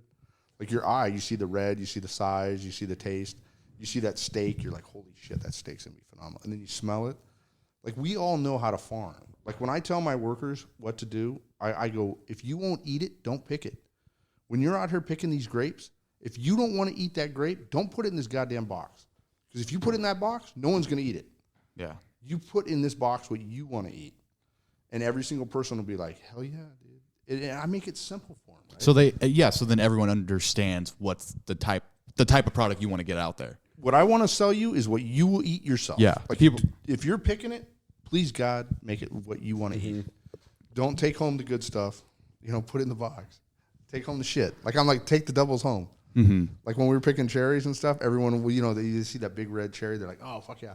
I'd be like, no, dude, eat the double. Like, the double's the one. Because half the size is red and half not. So, like, you would eat half. Yeah. But no one eats the double. Like, we throw those on the ground. Shit. It sucks. Like, we waste a lot of food in farming. Dude, I mean, yeah. Yeah, It's I all mean, water. that was an interesting point from the beginning where, like, you're not really selling the crop, you're selling the water in the crop. Right. That's pretty cool. That's pretty cool. And it just seems like, it seems like farmers get screwed. Mm-hmm. It seems like there's not enough water. I mean, obviously, they keep increasing the pay wage of what you got to pay the people, too. But we wouldn't care about that. Like we don't care what we pay per. If you want to pay for the food at home, we'll go to $100 an hour. I don't give a shit. Mm-hmm. But just remember, if your food's, you know, if you go to eat a steak and it's $100 for that steak, you know, Can't complain. can't complain. But, like, also Because right now we're getting, like, farmers, we average $1 a pound. Like, Yeah. when I talked about the weed book, weed was selling for $6,000 a pound when that book came out, right? So they knew how to farm to the minute, like when to change the lighting, when to do this. We get $1 a pound, and that's after cost. So we might make 10, 15 cents. Like, when I'm selling potatoes, if I'm making 6 or 7 cents, I'm a happy camper. Because 6 cents a pound is like, fuck yeah, dude. Mm-hmm. You know, 40,000 tons or 40 tons. You know, you do the math, it's a couple $100 an acre. Yeah. Like, I'm happy making a couple $100 an acre. Like, that's all we make. Like, on most crops. When I grow carrots for Grimway, we'll do, like, you know, 50,000 pounds of carrots, and I'm literally making like $500. Like, that's it. and you're not even able to grow as much as you could if there was more water available. Well, we would kill the market. Farmers, if we were really good at growing too much food of anything. Like, we kill every market we get into. Like, almond market right now, shit, because they were like, hey, we'll never overplant the almond market. Well, we did. we grew 3.5 billion pounds of almonds. And they basically said when we were growing almonds, see, the whole peanut market is 70 million or billion pounds of peanuts. And peanuts are considered peasant food, right? So like if you're eating peanuts, you're like, oh God, that's so fucking cheap. You're like, okay, here's an almond. So you eat almonds because it's high end. So tree nuts, there's only 12 billion pounds of tree nuts. So they say every pound of tree nuts that comes in, we just eat into the peanut market. But what's happened now because of the recession and the world recession, it's not just America's recession, it's the world. Yeah. As money gets tight, everyone goes back to staple foods. Like that's why you're seeing potatoes are going up, wheat commodities are going up, like all these things that are basic needs. Like the luxury goods, they go away. They're not grapes not go down, anymore. grape market goes down, citrus market goes down because those are fruits. Yes. Like fruits, no one gives a shit about fruit. You don't have to have fruit. Mm-hmm. Like fruit is a luxury. Yeah. But you want the staple foods. And that's why our government subsidizes the staple foods, so we'll never have a shortage of food. Because the staples is like meat, it's wheat, it's soybeans, it's corn, rice. And it's so our population never starves. And we never will starve in the United States. Like if you just give us more water, we will always feed you fuckers. Yeah. Like that's all we want to do. Like we're stupid like that. We just want to keep growing food. I mean, that's your job. Yeah. But dude, that's, what are we doing here on time? Hour 12. Hour 12. Yeah, we're way in. Yeah. We got a lot of editing though. No, dude, this don't worry. Don't. It's nothing. It is nothing. Actually, we do it raw.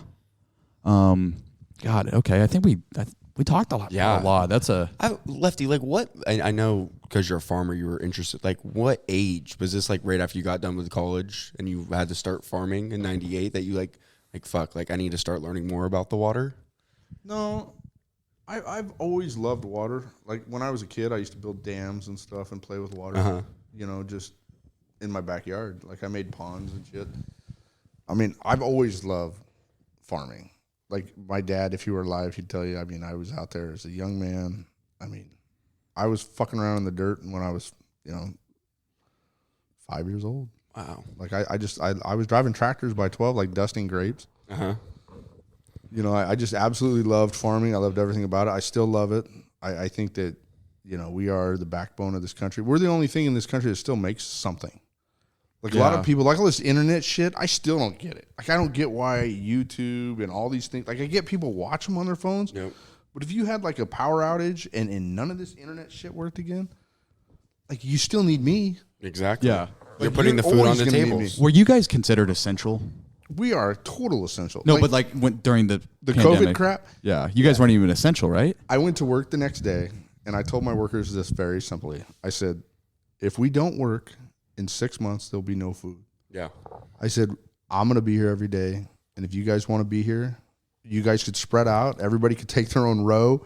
Everybody could take their own 80. I don't give a shit. Mm-hmm. I go, we're working. Yep. And I'll pay you every day you're here. But you come to work, there will be work. I'm not stopping. And we will, if we die, we fucking die. But we're not going to stop. But it would happen that fast, 6 months? I don't think one farmer stopped. I think every farmer did exactly what I did. Definitely. I don't think I'm some hero for doing that. I guarantee you every farmer that went to work didn't give a shit about COVID. Because we all said the same thing. If people don't have food, they're all going to fucking die. Yep. And I never got COVID. I wanted to steer into COVID, like personally. I was like, dude, if we wipe out 20% of the population, you know how our debt would be fixed overnight. Yeah. Sounding like Bill Gates over here. Dude, you and old Billy Bill have the same thoughts. Yeah. That's cool. Wow. Great minds think alike. He's a farm owner. He owns land. He does own a lot of He owns a ton lot of of land. land. He owns a lot of farmland. He owns like the most land in the U.S., doesn't he? I think he's the biggest farm owner. But the more population, the more money we make. So it's counterproductive for me to hate people. But at the same time, like once you're not productive, like I get it. And that's a sad thing about our country. Like we do look at people like when they're not productive, we need to put them out to pasture. And it's sad because if you took the world like cattle farmers look at the ground, like say they have like one cow per 20 acres, right? Like this cow could sustain on 20 acres of land. How many people can sustain on the amount of land we have in agriculture or in the world? So if we come to that number and say, hey, it's 5 billion people, well, then we should curb the population to be at 5 billion people. And like, we don't have to kill anyone. You just have to make breeding laws, just like we do with cattle and other animals. Like Well, we just only allow so many cattle out there. What do you mean breeding laws? Yeah. Like, are you talking Like about China. like China's one-child policy? Their entire population's going down because they can't replace their generation that's dying right now. Yeah, but and if they hadn't done that, like everyone shits on China for that one-child policy, but they knew they were going to be starving. Like they've almost risen to the second tier of life. Like they were third tier people. Like they were peasants. Like third world country. Yeah, and now they've kind of risen into the second tier. And there's people in China that are rich as fuck now. Mm-hmm. If they had just kept knocking out kids left and right, they were going to starve. They saved themselves. Like, I mean, yeah, it's sad what they did. They limited kids. I mean, but, you know, after having 4 kids, like I have, Yeah. you're a fucking slave. Like, I mean, when people bitch about being slaves, I'm like, have some fucking kids. Like, you're a slave to your kids. Like, I've done everything for my kids. Like, I live and breathe my kids. In fact, now that I only have one at home, I mean, me and my wife are like, dude, this is weird. Like, it's so quiet. Yeah. Like, I used to go to football games. I had practices. I had stuff to do every day, like, nonstop. Like, I woke up with screaming kids, feeding them, wiping asses, to now I'm literally doing nothing. Yeah. And I'm telling you, And that's better. dude, it's pretty nice. It's pretty nice, man. I think any parent that's had a couple kids looks back and like, what the fuck was I thinking? Like these single people, like I envy single people. Like I don't look at them like, oh my God, how could you not have any kids? Mario. Well, no, Mario still had 3 kids. I mean, and Mario might have a lot more. I mean, Running around. Let's be honest, dude. Oreo. Yeah, dude. I mean, Mario, I was in Europe with Mario for a fucking while, and there could be a lot of Marios running around there. Like, I bet that's why he hasn't got that DNA test. Oh my God. He might have like fucking 40 Marios. Dude, Mario's a legend. He is. He is a legend. Mario is the funnest guy I think I've ever met. And he's your brother. No, he's my brother, but he is just hands down. The guy thinks about everything. I mean, he's way smarter than people give him credit. And both, you know, I don't know. I think anyone that's Greek is a little smart. Okay, so you actually think like not a one child policy, but you think there should be a restriction on how many kids that people should have? I think you should take a test. I think every woman, unfortunately, you can't do it with men, but every woman should be on birth control till say like 23 or 24. And I think at 24, there should be a test, and it should be an IQ test. There should be a lot of shit involved, but it should be financial too. Like, I mean, I honestly, even having 4, I mean, I make a lot of money, and I'm fucking broke. Mm-hmm. If I didn't have 4 kids, I'd be a lot richer. Like every kid, you're spending 20 grand a year, if not 40, no question. Yeah. And so if I had less kids, I'd be richer, you know? And that's sad because I love Will and I love Monroe. But if I didn't fucking have them, if it was just Peter and Melania, we'd be done, man. But dude, that's like such a first world problem though. It's like when you have an excess of money, when you have so many like things you can go out and do, there's no like deprivation of anything. Like you have all your needs provided. You don't think about children anymore. You think about like what do I want to do? Yeah. So like that's a first world problem. I mean, one of my fantasies in life right now is like I'm just gonna fucking leave. I'm gonna go to Hawaii. I'm gonna go become a bartender. I'm gonna surf every day like I used to love. Mm-hmm. And I'm just gonna fucking tear it up. And I literally fantasize about just leaving my whole world, like just dropping everything. Say fuck farming, fuck all you motherfuckers that need food, and just going to the beach. Yeah. Because you know what? It would be all about me. But I can't because I got to run a ranch. I got all these people that depend on me. I got fucking millions of people that depend on you. Yeah, I mean, the entire country depends on farmers. Well, not me, but yeah. I mean, you help. You add to it. Oh, I definitely add to it, but they'd find more of me. Yeah, but Not as smart or good looking. Well, of course. But they would. There's so many people that are good at what they do, and I'm telling you, every one of us is a farmer at heart. Like when people think farmers are like know what they're doing, I've grown 40 crops, maybe. yeah. Mm-hmm. You know, we're all rookies. Okay, that from everything to the point of like the child restriction and like, I'm thinking like, okay, individual freedom, rights. People need rights to the land. The government shouldn't be owning everything and then just distributing it out. Like it should be handled by the people. But then, but then you go into the child policy and like everyone should be on birth control. It's like it's almost being forced. So it's kind of like, in a way, like people say they're Republican, people say they're Democrat, but like people pick certain issues and say, hey, I'm more right leaning on this part, but then I'm also left leaning on this part. But you don't have that. There's no party like that. It's either you're a Republican, you believe in all these said beliefs, or you're a Democrat and you believe all these said beliefs, and there's only one way to go. But in reality, you're an everyday person. You have beliefs that are more right-leaning, and you have beliefs that are more left-leaning. Well, I think so. It's kind of interesting. Chris Rock has a little skit that he always does that talks about how, you know, we're in a gang for right or left. I'm actually more of a libertarian. I believe the government should have little to do with our lives. Like, I do not give a shit if you wear a seatbelt. Like that is my fundamental. As an American, there should be no one telling you to wear your seatbelt. If you're dumb enough not to wear a seatbelt in your car, there shouldn't be a government agency policing you, telling you, put your fucking seatbelt on, dude. What's wrong? You know, here's a $500 ticket because you're not wearing a seatbelt. If you fly through your window because you didn't have your seatbelt on, I think it's Darwinism. We should not pay government agencies to police you, to tell you to wear your seatbelt. And that's where libertarians kind of step in, is like, we don't believe in a lot of government stuff. Like, I don't care if you die. If you want to do crack right now on this table, fucking have at it, bro. Mm-hmm. You know, if you want to do heroin, do heroin. You know, if you want to fuck a sheep, fuck a sheep. Like, I don't care. There's 5,000 ways to throw me in jail right now that we know of. There might even be 10,000. But there's 5,000 for sure laws to throw me in jail. I mean, we need like none of that shit. We need like 12 laws. Like, you either kill someone or you don't. You know, you rape somebody, you don't.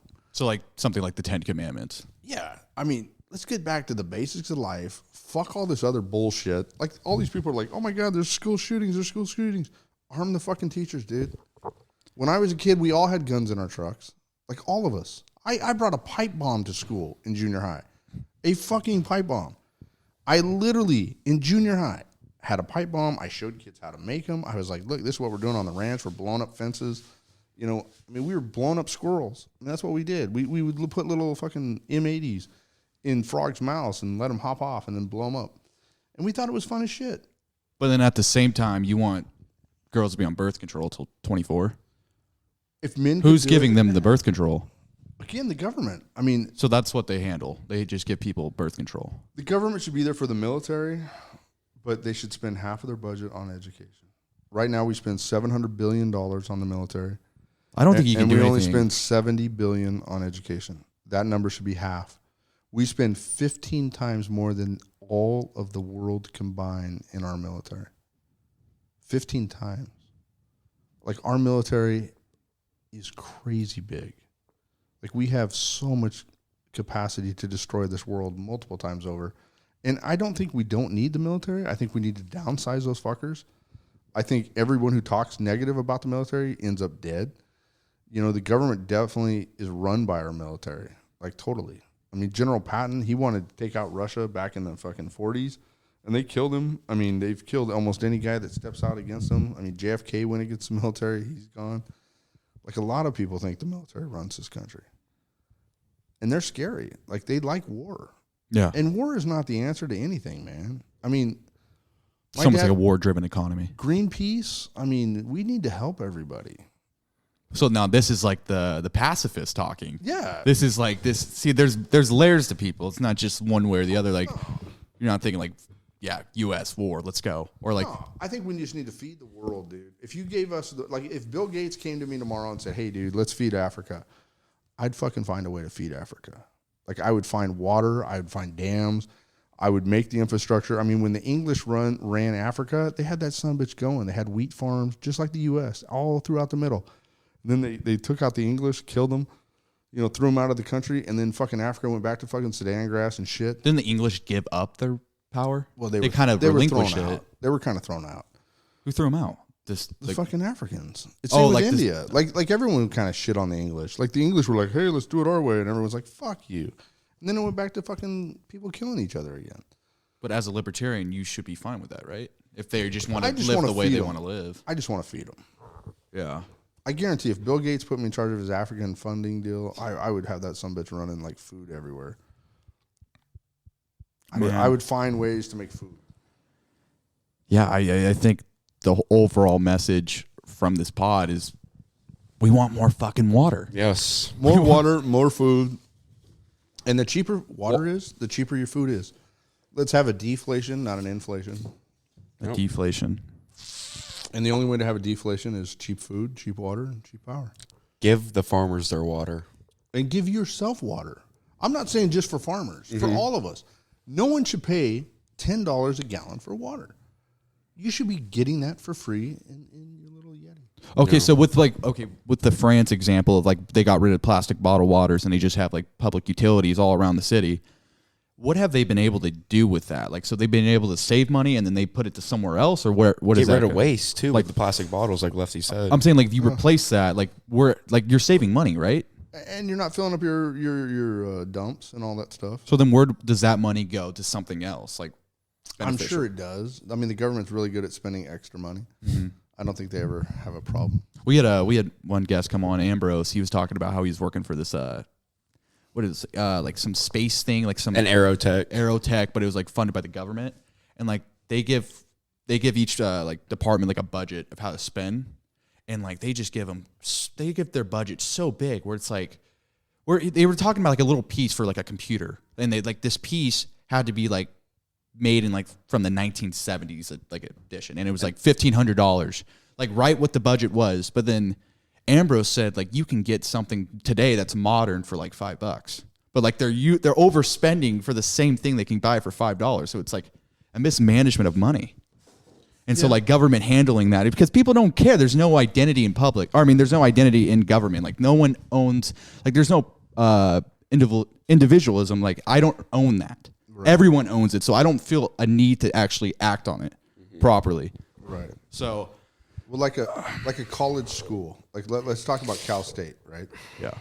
So Cal State, if they have a $120 million budget and they put you in charge of Cal State, you're the president of Cal State, and you're like a fucking badass. You're out there just cracking the whip, making sure every teacher's on time. You cut the budget by $20 million.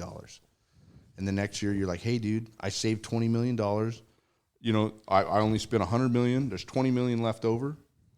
I'd like to build this gymnasium. The government's going to come to you and say, well, wow, you ran the school for $100 million and not $120 million? Fuck you. You get $100 million now. And you're like, no, wait a minute. I saved you $20 million. Let me build something for the school. Yeah. They penalize you for doing a good job.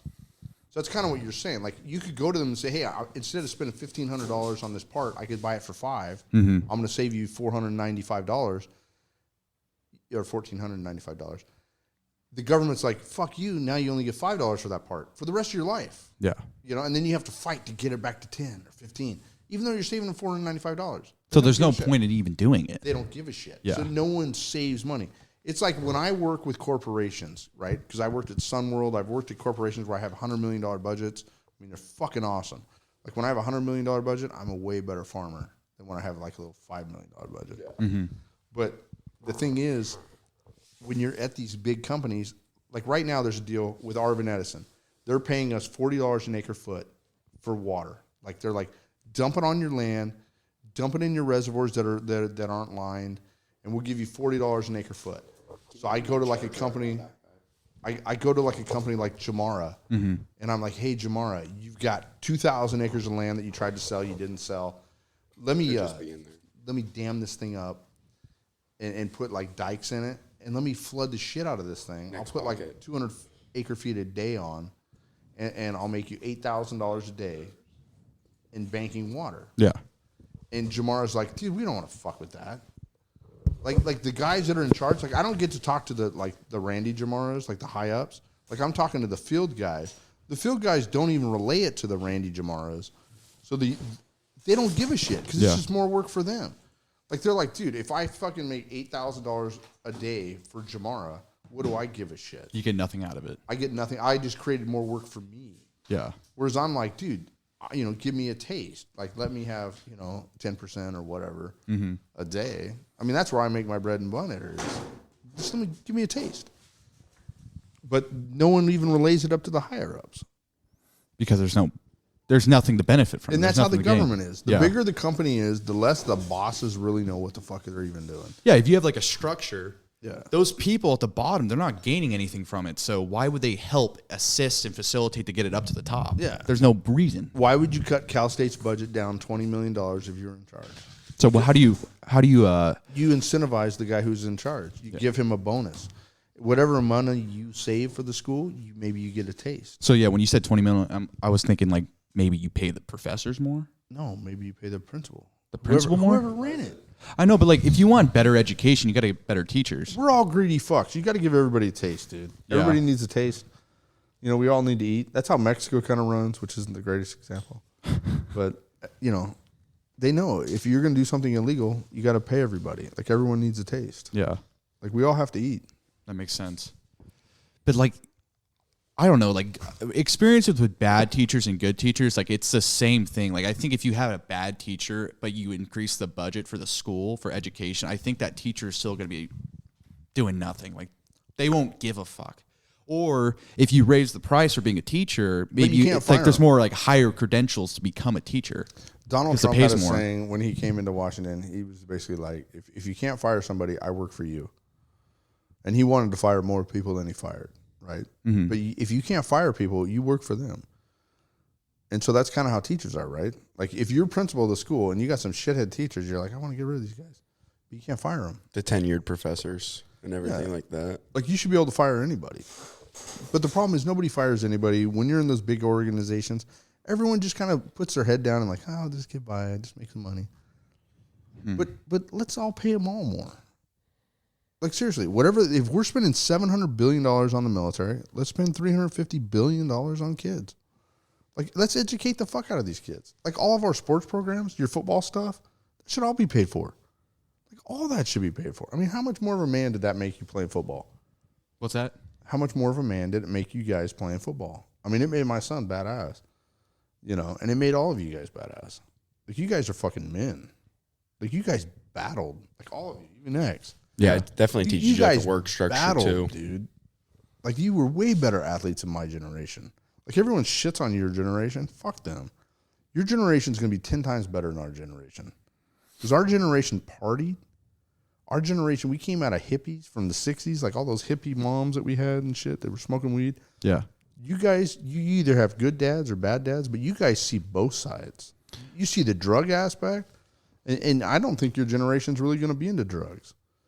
I think your generation's going to be 10 times stronger than our generation. I definitely think the generations before us were generations kind of thriving off the American system. Yeah. And you didn't really have to. It's like you're punching up, right? You have everything given to you almost, right? In a way, you're in the best country in the world, so let's just party. There's nothing else to do. We're just going to enjoy ourselves. Everything's provided around me. Everything's going great. And then but here's the thing with humans though, like there's nothing that could be. You can't make a human happy. I feel like human happiness is like Dude, you can make us happy. It's okay. I think human happiness it fades. It comes and it goes. So I think your generation of people like were in the best time ever to live. But then there always is a problem. There always had to be a problem. Like okay, everything's 80s. great. Everything's great over here. But then I have a problem with this one fucking issue, and I'm gonna bring it to it. I'm gonna bring it to light, bring attention to it, and then all of a sudden everything fucking shatters down. No, the 80s and 90s was definitely a great time to come up because, like, we didn't have the internet. Like, we didn't know any of that shit. Like, we escaped a lot of the stuff that you guys have to deal with. But at the You same guys also time, created it. But at the same time, the generation before us, I believe, fucked this country up. The Like, the boomers? baby boomers.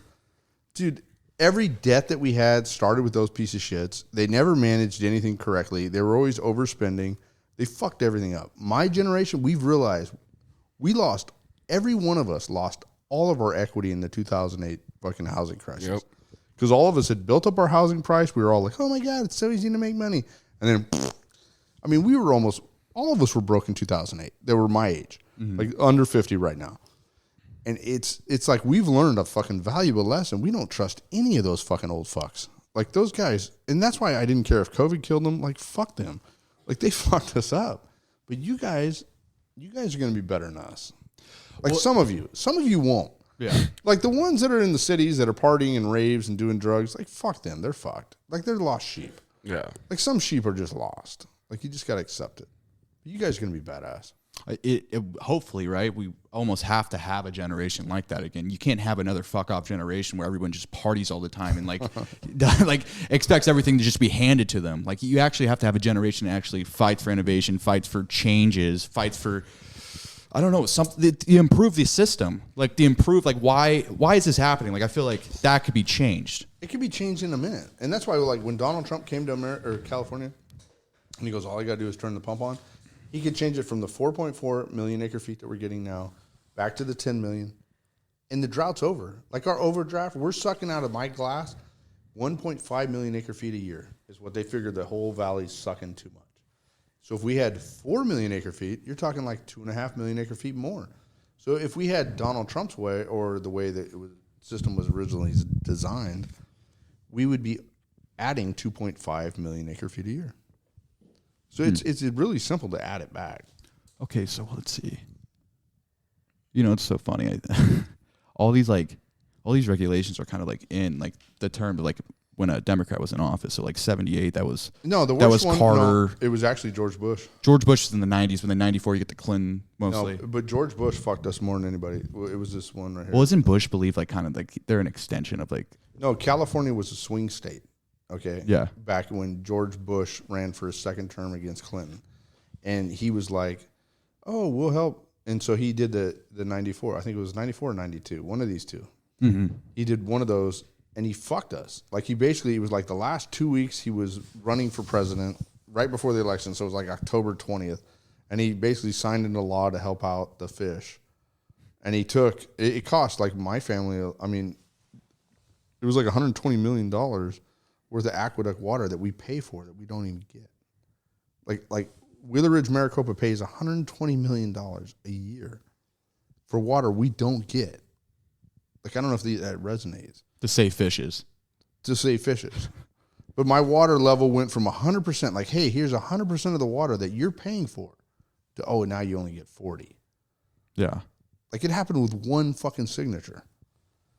Like 60% of my water I don't get. Like I pay for it. Like I literally give you money for food that I don't get.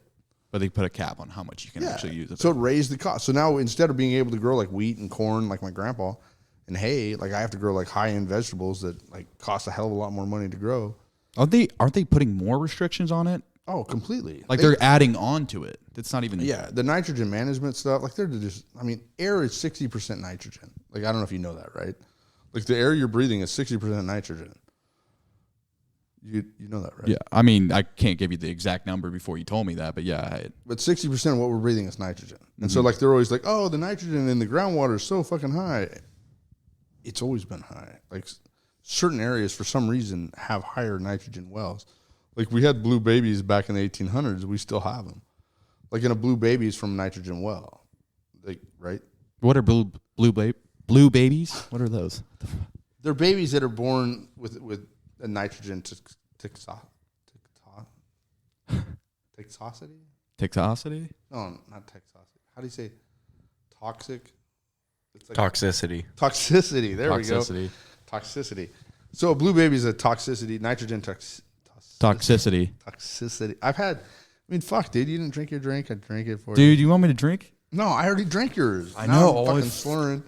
Oh, dude, it's that strong? No, but I'm no lightweight. It's morning and I haven't even had breakfast. So almost. Oh shit! It's afternoon. Let's go. Let's start going. Let's go, baby. No, I mean, no, but nitrogen is in the air. It's always been. There's certain wells that have always proven high nitrate levels, and the real reason the smelt and stuff are dying, and they'll never fix it, was we actually used to strip mine. And all the old timers will tell you this. We strip mined wells, right? And so when we strip mine, you just basically spray the fuck out of the mountain with water. And then you have sloughs at the bottom of the river, and you catch whatever the high mineral content lands in the sloughs.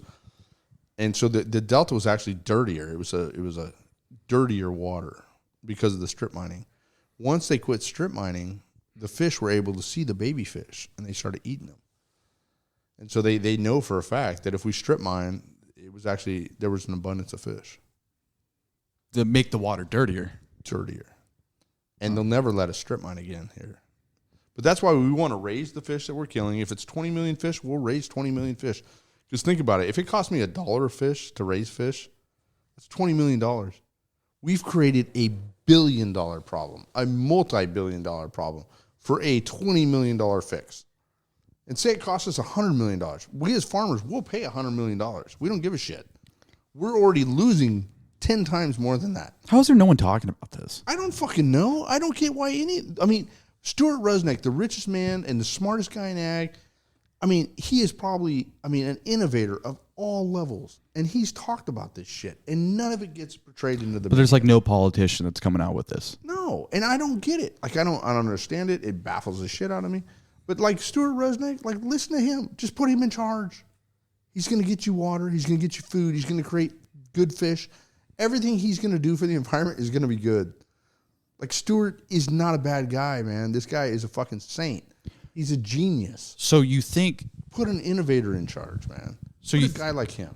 Okay, so let me get this straight. So the people that are putting these laws into place, it's like a mismanagement. They want to help, but they don't know how to fix the problem exactly. Exactly. They're just mismanaging it. They're mismanaging. If you're Grandpa Joe, if I gave the keys to California to Joe right now, it'd be fixed. Joe listens to people. He'll have face-to-faces with people. He'll sit down with the guy in the fucking boat who's a salmon fisher. He'll be like, hey, dude, how do I get you more fish? And that guy say, hey, I want you to do this. And Joe would say, let's do it. That's a downside of our system of government, right? There's bureaucrats in place, and you have to go through those people before you can get anything done. And they get elected by telling you, I'm going to give you shit. And when you say I'm going to give versus I'm going to fix, it's like the old Bible verse, right? It's like if I teach a man to fish, feed him his whole life. If I give a man a fish, he'll be back tomorrow. Our government is giving you fish, and you're back the next day. Versus, let me teach you to fish, brother. Let me teach you how to fish. It makes sense. So you see the push for tech. You see the push for artificial intelligence kind of doing everything for every aspect of human life. Humans don't have to do anything for themselves anymore. So it makes sense with the farmers are getting left out because they still have to do physical labor to make it happen. But the rest of the rest of the population, they're just here you go. Everything's getting handed to you because it's easy. There's technology. Everything's abundant. But technology, all right, you want to create a lot of jobs overnight. Yeah. Eliminate gassing. Don't let people gas up their cars. In Oregon, you can't gas up your car. If you go to Oregon State, somebody has to gas up your car. Mm-hmm. It's a fossil fuel. You can blow yourself up, whatever. Think about in Bakersfield alone, we got 50 gas stations. You'd need maybe 5 people per gas station. You create jobs. Oh, are you saying an old back in the day where people would come and I don't know how fill your tank up? Handicapped people and my grandma, how the fuck do they gas up their car? In the old days, my grandma would pull up to full service and somebody came out and gassed up her car. Mm-hmm. And it cost 5 cents more a gallon. Who gives a fuck? That's a job. I would eliminate, if I were president right now, I would eliminate anyone who gasses up their car. There'd be somebody at every gas station gassing up your fucking car. And that would create some shitty jobs for some shitty people. But you know what? They're getting paid. They're getting paid. They're off the ticker. Everyone would be off my ticker. Prisoners, you'd be working, you'd be digging canals. I would set a grid map up across this whole country, the whole 50-something states. And there would be a grid map saying, I want a canal going across this state to here, north and south. And we would just be digging canals. And here's your shovel, here's your pickaxe, here's your wheelbarrow. These prisons would be mobile. They would just be moving along wherever you're digging. You step out of line, you get fucking shot. You try to run away, boom, we shoot you. Mm-hmm. And you'd be digging. And then you get time off your sentence. And I would make men out of these fucking prisoners. Within a year or two, these fuckers would never commit a crime again. They would all be men. These canals would all get dug. It might take 100 years to dig these canals across the whole United States. But wherever the rain is, we would move it to wherever it wasn't. Dude, that makes sense, but that would never happen but because it's the prison system and it's predominantly black. So if you get it doesn't black matter people what just color build it a is. canal. I know it doesn't matter, but just how it would be portrayed if you actually had those people actually build the canals and be this is slavery. It would literally be, it would look like that. The world, that's how they would paint the greatest things in this world have been built with slavery. blacks are not the only people that have been slaves. Greeks have been slaves. I mean, I agree with that. My grandpa yes. came over in 1919 after being slaves from the Turks. Like, that's more recent than slavery. And slavery happened when the English ran America, and we inherited that shit. So in 1775, that's when we became free. 1776. 1776. There were slaves here before that, right? Mm-hmm. Yeah. That wasn't our fault. That was the fucking English. Yeah, since the 17th century they were Right. slaves. We were the third country in the whole world to abolish slavery. The third country out of like 200 countries, we were the third that said, fuck, this is wrong. We went to war for that shit. We lost a lot of people, but we were the third one in the whole world. So when they shit on us like we're some rare thing, they're slaves today. You could go buy a sex slave right now. Now look at China. No, we could go, literally, we could leave here. We could go find a sex slave in LA. There's all kinds of fucking massage parlors. Yes. Anywhere you want to go, there's some massage parlors here. Oh, yeah. They don't speak fucking English. John Paul knows. No, I don't. Yeah. So you know what I'm saying? Yeah. Like, you want to act like slavery's gone? Like, fuck you. So Slavery is still here. So we're it's actually just a different race. we're talking about actual reality here. So like No, that is real. No, that's I know. We're talking about the reality of the situation, but the way it's painted, the way it's portrayed, fuck it's the like way- everyone. I know this has caused the problems with the water. Like the same thing with the fish. It's like people become super sensitive on a certain topic That they and won't then- talk about it. Then you can't touch it. Then it's Yeah. like it's sacred to even talk about it. Yeah. It's sacred to even like improve it because it's an untouchable, unmentionable. You can't do anything about it because that's like how everyone feels about it. Everyone feels bad about it. Yeah, we're killing fish. Farmers are bad. You know, here's the thing that I love to tell people. Farmers never invented a chemical. My dad died from chemicals. All right? Yeah. He died from spraying chemicals. Every chemical my father sprayed, they told us was safe. All right? Yeah, cigarettes. They said cigarettes were safe. We did not spray chemicals. Like, my dad was spraying DDT. There's the video. If you look at the history of spraying, there's the old videos in like the 40s when we first invented DDT. And they're spraying it down the streets of New York City. They're literally driving crop dusters through New York City, spraying the fuck out of it. And everyone's like, we killed the mosquitoes. We're killing the bugs. Like, holy shit. Like, America's great. Because we had never killed bugs before. Before pesticides, bugs killed people. And we took them all out. We killed every fucking bug. And there's a little girl in this video, and it's the history of spraying. It's on the History Channel. They're spraying one of those like hand wands that look like, you know, and it's got the chemical just in her hair, and they're like, it kills lice too. And they're spraying DDT in this little girl's fucking hair. Yeah. And they're like, it kills lice. And I'm like, it killed that bitch. Like, you look at the history of cancer in this country compared to the rate of DDT that we sprayed. DDT went up like a pyramid, and cancer 20 years later went up the exact same pyramid. And DDT is still legal in most countries, not ours. Like, when you're buying food with DDT sprayed on it, I can't put it on. You're buying potatoes right now with chemicals on it that I can't put on. They're coming from Idaho and stuff with sprout inhibitor. We can't put it on our chemicals because it fucks up the cow's intestines.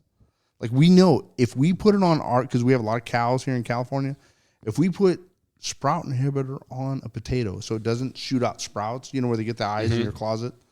That's why, like, whites and reds are the best potatoes. They don't have fucking eyes on it. Like, they don't have sprout inhibitors on yellows, whites, and reds.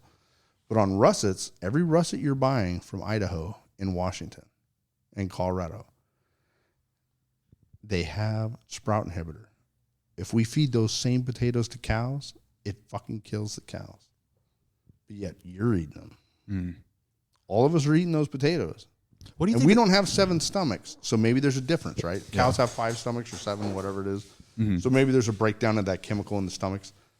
But it's not killing us that we know, but maybe it is. But we can't put the chemical on here. But you could buy potatoes shipped in here with it on. And in other countries, they're putting all this shit on. Like, So it's only in the state of California that does it. well, California has a like, if you want the safest food in the world, it's from California. Like, everything, our oil, our food is as safe as anywhere in the whole world. Nowhere is safer than us. So that's where the state's kind of succeeded in, though, right? Well, just we way overregulated. But we've definitely, if you want environmental food, safety, whatever bullshit, it's from here. Yeah. Like when we're buying food from Mexico, Mexico has never passed a water quality test for E. coli. Like they fail every time. Like we're buying grapes from them that are grown with shit water because all their water runs into their same rivers that they're pumping out. And it's not getting replaced with other like fresh 10 pounds of fresh water. Right. With the shit. Yeah. Okay. It's just shit water. Like they fail every test. Like all their vegetables fail. Like most food safety issues happen with them. But food safety is a whole nother issue. Like you guys want to talk about that? We can talk about that for a while. Yeah, we can go another 2 hours. Yeah, because food safety is a joke. Because that goes back to your basic instincts, right? Like when I was saying, when you're at the store buying food, if it smells wrong, don't eat it. If it looks wrong, you don't buy it, right? Yeah. Like why is that put on me? Like if I got dogs running around my farm that shit on the ground and my guy fucking stepped in it and he stepped on a ladder and then he got his hand in the shit and he touched the piece of fruit, like why are you not washing your food at home? Like, right? Like, what is wrong with you? Like, you're buying food that's made from me somewhere, and there's a lot of people that touch your food. Like, there's 5 or 6 people that touch it before you at the store, and you're going to basically be like, oh, it's fine. Like, fucking wash it. Like, that's all you have to do is wash it on your end. You have dogs in restaurants now. You have dogs in stores, and I can't have a dog on a ranch. Like, if I bring my dog to a ranch when I have a food safety audit, they cancel me. Like, I lose. Like, they won't give me my license to grow you food because I brought my dog to the field. And one time we're out there and there's a coyote. He chased out like 4 rabbits. And the lady goes, oh, is that coyote normally here with those rabbits? And I go, no, it's the first time I've ever seen him. But it was. Like, I don't normally look for the coyote chasing rabbits. Yeah. But I can't have my dog. Like, you got your dog in the store, eating next to you in the restaurant, fucking licking your lips at home. Your dog's licking his own ass. You good? Yeah, dude, this motherfucker's just killing me. You ready? No, dude, I'm fine. We Let's keep call it. going. No, don't Dude, call keep it. going. I mean, we're on a roll here. We're kind of unpacking a lot of things here. We're kind of breaking a lot of barriers that get unmentioned, How long untalked do your about. podcast normally? We go hour 30, but this is a longer one for sure. Yeah, this is almost good at one. 2. We've done a 2:30 one before. Have you? Yeah. But that's it's very interesting. Crazy Greek.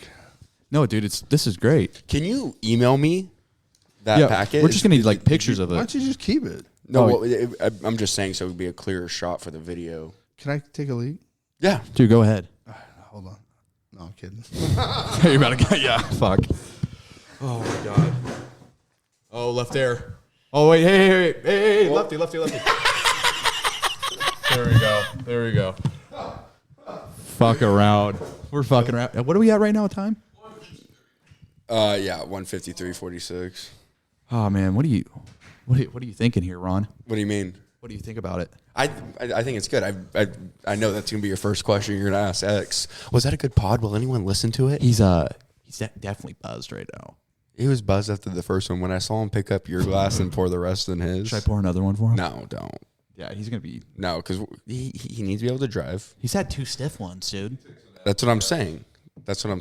He needs to be able to drive, and I got to clean my wound here in a little bit. Dude, I am glad he talked about like the generation shit because I do think like the generations before is totally fucked up. This 100%. entire situation. And it made me feel a little bit better him saying that we'll be a strong generation because I honestly see our generation being shit. I think we have to be. Like if we're not, this country's gonna get worse. Like we're definitely gonna start noticeably seeing like things eroding in our country, like in our lifetime, if we don't do anything to fix it or alleviate the problem.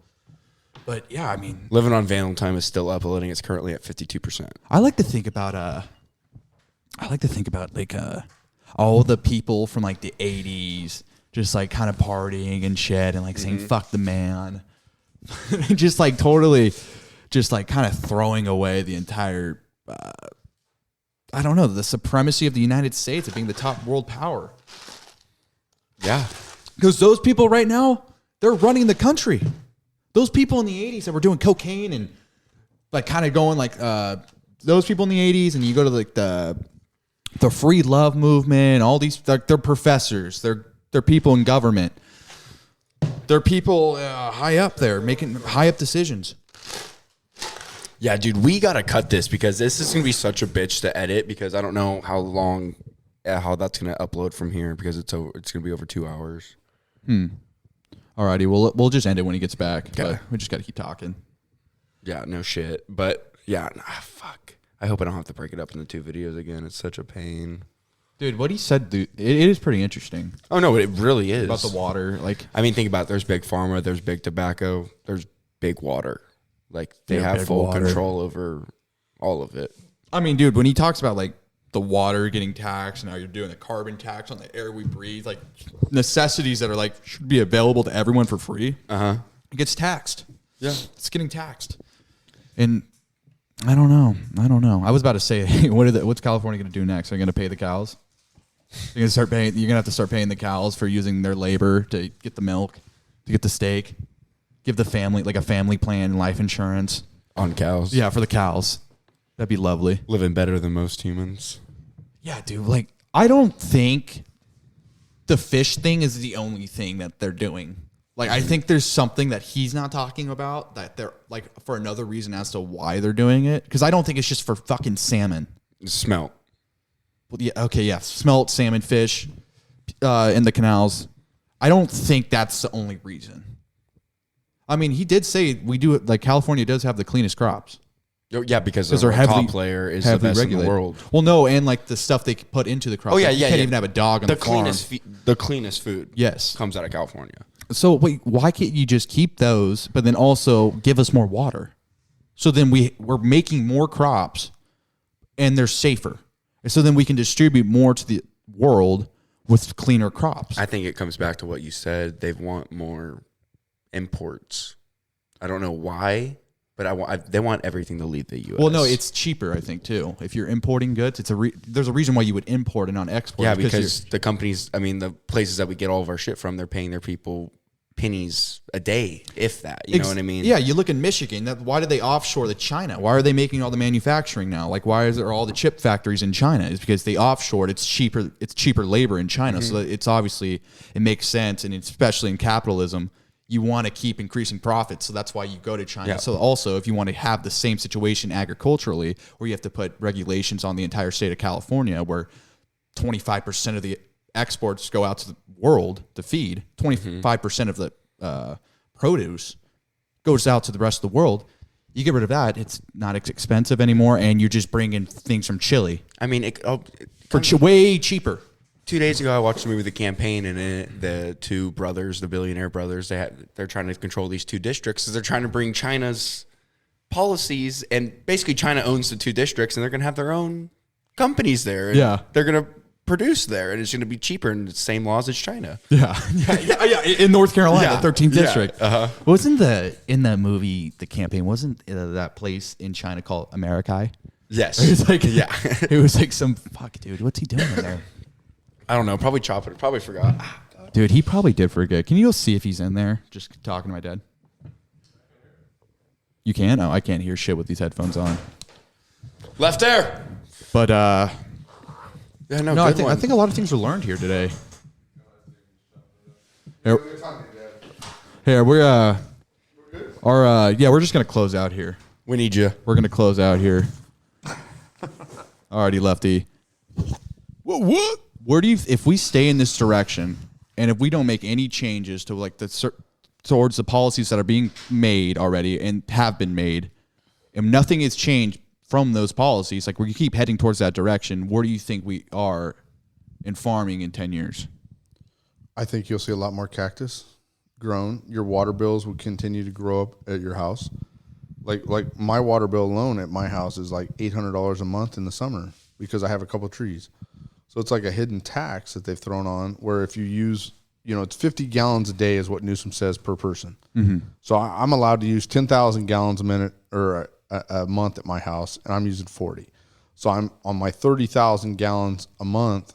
I'm being taxed like fucking $600, and it's bullshit for water.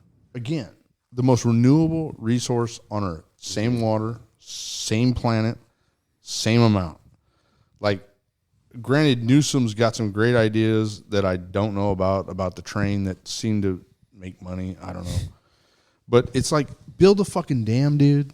Just keep building dams. Like, you build enough dams, and they don't have to impede the flow of the river. Like the book, Winning the Water War. Like, read about this fucking book. Like, build a dam outside the river. Like, just suck it out when it's full. Like, when it's over whatever amount you say it has to be, let me have some of it. Let me have a taste. Let's fill up the rivers. Let's fill up the pools. You'll have plenty of water. Like, it's not a rocket science deal, dude. Like, And if that doesn't happen, the farmers from the Central Valley will be swallowed up. Well, we'll look like Lancaster. Anyone who wants to know what Bakersfield will look like in the future should simply, on the way to LA, drive through Lancaster. The aqueduct runs right through the center of Lancaster. There's all kinds of reservoirs, pumps, like everything I need to farm is in Lancaster. Lancaster sold all its water rights to LA, and LA basically fucked them because Metro is really good at paying you more for your water than allowing you to farm. Yeah. Like, that's what they're great at. Like, they're going to be like, hey, I'll give you $2,000 an acre to not farm. Who's not going to take that up? Yeah. Like, my dad bought most of our ground for $800 an acre. If I could sell you water for $1,000 an acre foot, I have 3 acre feet, so I get $3,000 now an acre for doing nothing. Like, fuck yeah, I'll sign up for that right now. Yeah. I mean, all of us farmers would do that. I mean, we don't care if we have to farm. I mean, we'd love to. But if you give me $3,000 an acre for doing nothing, I'll be a stay-at-home dad. So that's what's going to happen. Yeah. And then who grows the crops? It'll be farmed in other countries maybe. Okay. And you won't have the sustainability. You'll risk running out of food. You'll also risk, like I was talking about the chemicals. Like, we have strict regulations here. Yeah. Mexico and other countries don't give a fuck what they're putting in there. Like, DDT is a common chemical over there. Like, we can't even spray it here. And that chemical killed my father. Like, I mean, most of us don't like chemicals. Like, we never invented a chemical. And we are very fearful. Like, most of the stuff we have today is all mating disruptions. Like, do you know what mating disruptions are? No, please explain. So mating disruption is we basically release like a pheromone. So like if you're a moth and you're flying around and you're like, hey, I want to fuck another moth, or I want to eat these grapes. Like, I want to eat these grapes, and I'm like, hey, dude, here's a pheromone of a female. She wants to fuck. She's over here, red light district. All the moths are now looking for the red light district. Like, holy fuck, dude, fuck eating these grapes. I'm gonna go fucking bang some moth pussy. So they're looking around for moth pussy. Yeah. And nobody's thinking of eating fucking the grapes and laying eggs and laying fucking stuff. Everyone's thinking of having sex because they smell the pheromones. So it's a mating disruption. We basically, the minute we know the population exceeds a certain amount, like April 20th is always seems to be the date where it's like most moths like to fuck in April 20th. And instead of letting those bastards find each other, we put so much pheromones out there that the males are just running around the field looking for that female. And the female then are like, holy shit, I got to compete. Like, there's all these bitches like laying out their scent. I got to lay out my scent. So instead of eating grapes, I'm going to eat this. So they all just sit there and lay out fucking pheromones and nobody gets together. So it's, they can't find each other. Yeah. They find our traps, and our traps are little sticky tapes, and they land in them and they get stuck. And we find them in the tape. We're like, oh, we got them. So they're just trying to throw out that moth pussy, but just Yeah. And like the new ant poison we got, like with Clark's Pest Control, like the stuff they're spraying around your house, like all your houses. Mm-hmm. Like, it's basically, it's a fungus that came from mushrooms that basically they spray it. You can literally stick your finger in it and lick it and eat it. Like, it's not going to fucking kill you. Mm-hmm. It's a fungus. And the fungus attaches to protons on the ants. So like the ant or the cockroach walks by, and the little protons, or it's like a burr sticker looking thing under a microscope. So it sticks onto the ant or the cockroach, and it just starts breaking into it by eating it, like it eats protein. And so the burr sticker sticks on the cockroach or ant and eats it from the inside out. And the old ants used to catch it, and they would take them to the ant graveyard and bury them. Because ants have graveyards for their babies that are sick. Uh-huh. Like, they basically, the male ants, like the fighters, they'll be like, hey, dude, something's wrong with Bob.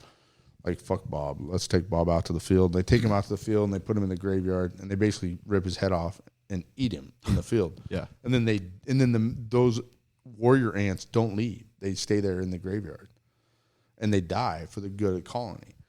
And so these fungus proteins they're basically a slow reacting protein. So the soldier ants don't see that it's on the worker ant, and it kills the whole fucking colony. And they've done it now with ants. They've done it now with mealybug. They're getting really good with mealybug, they shit all over your grapes. Like when you get grapes that have sticky stuff on it, it's mealybug. Mm-hmm. And there's like 7 different mating times that the mealybug mate.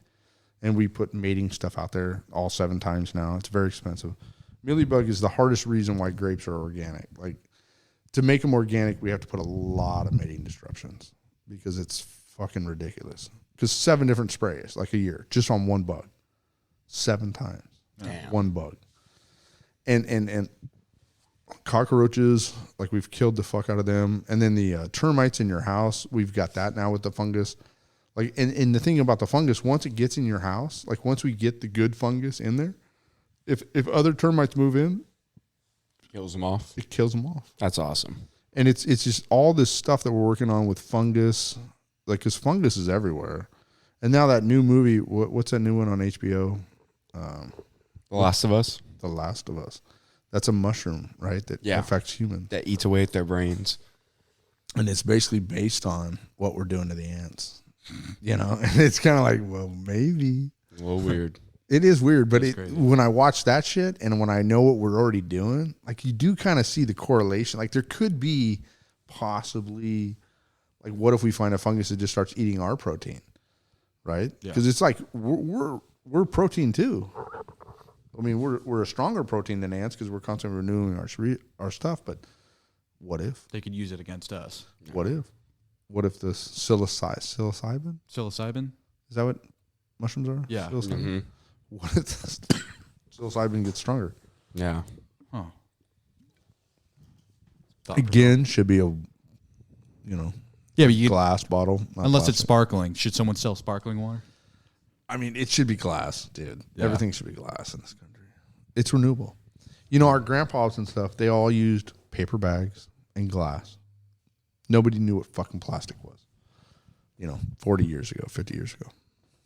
And granted, you said 47 or whatever. Yeah. 1947. But I still call bullshit on that. I don't think it was until 1980 or 90 when they really figured it out.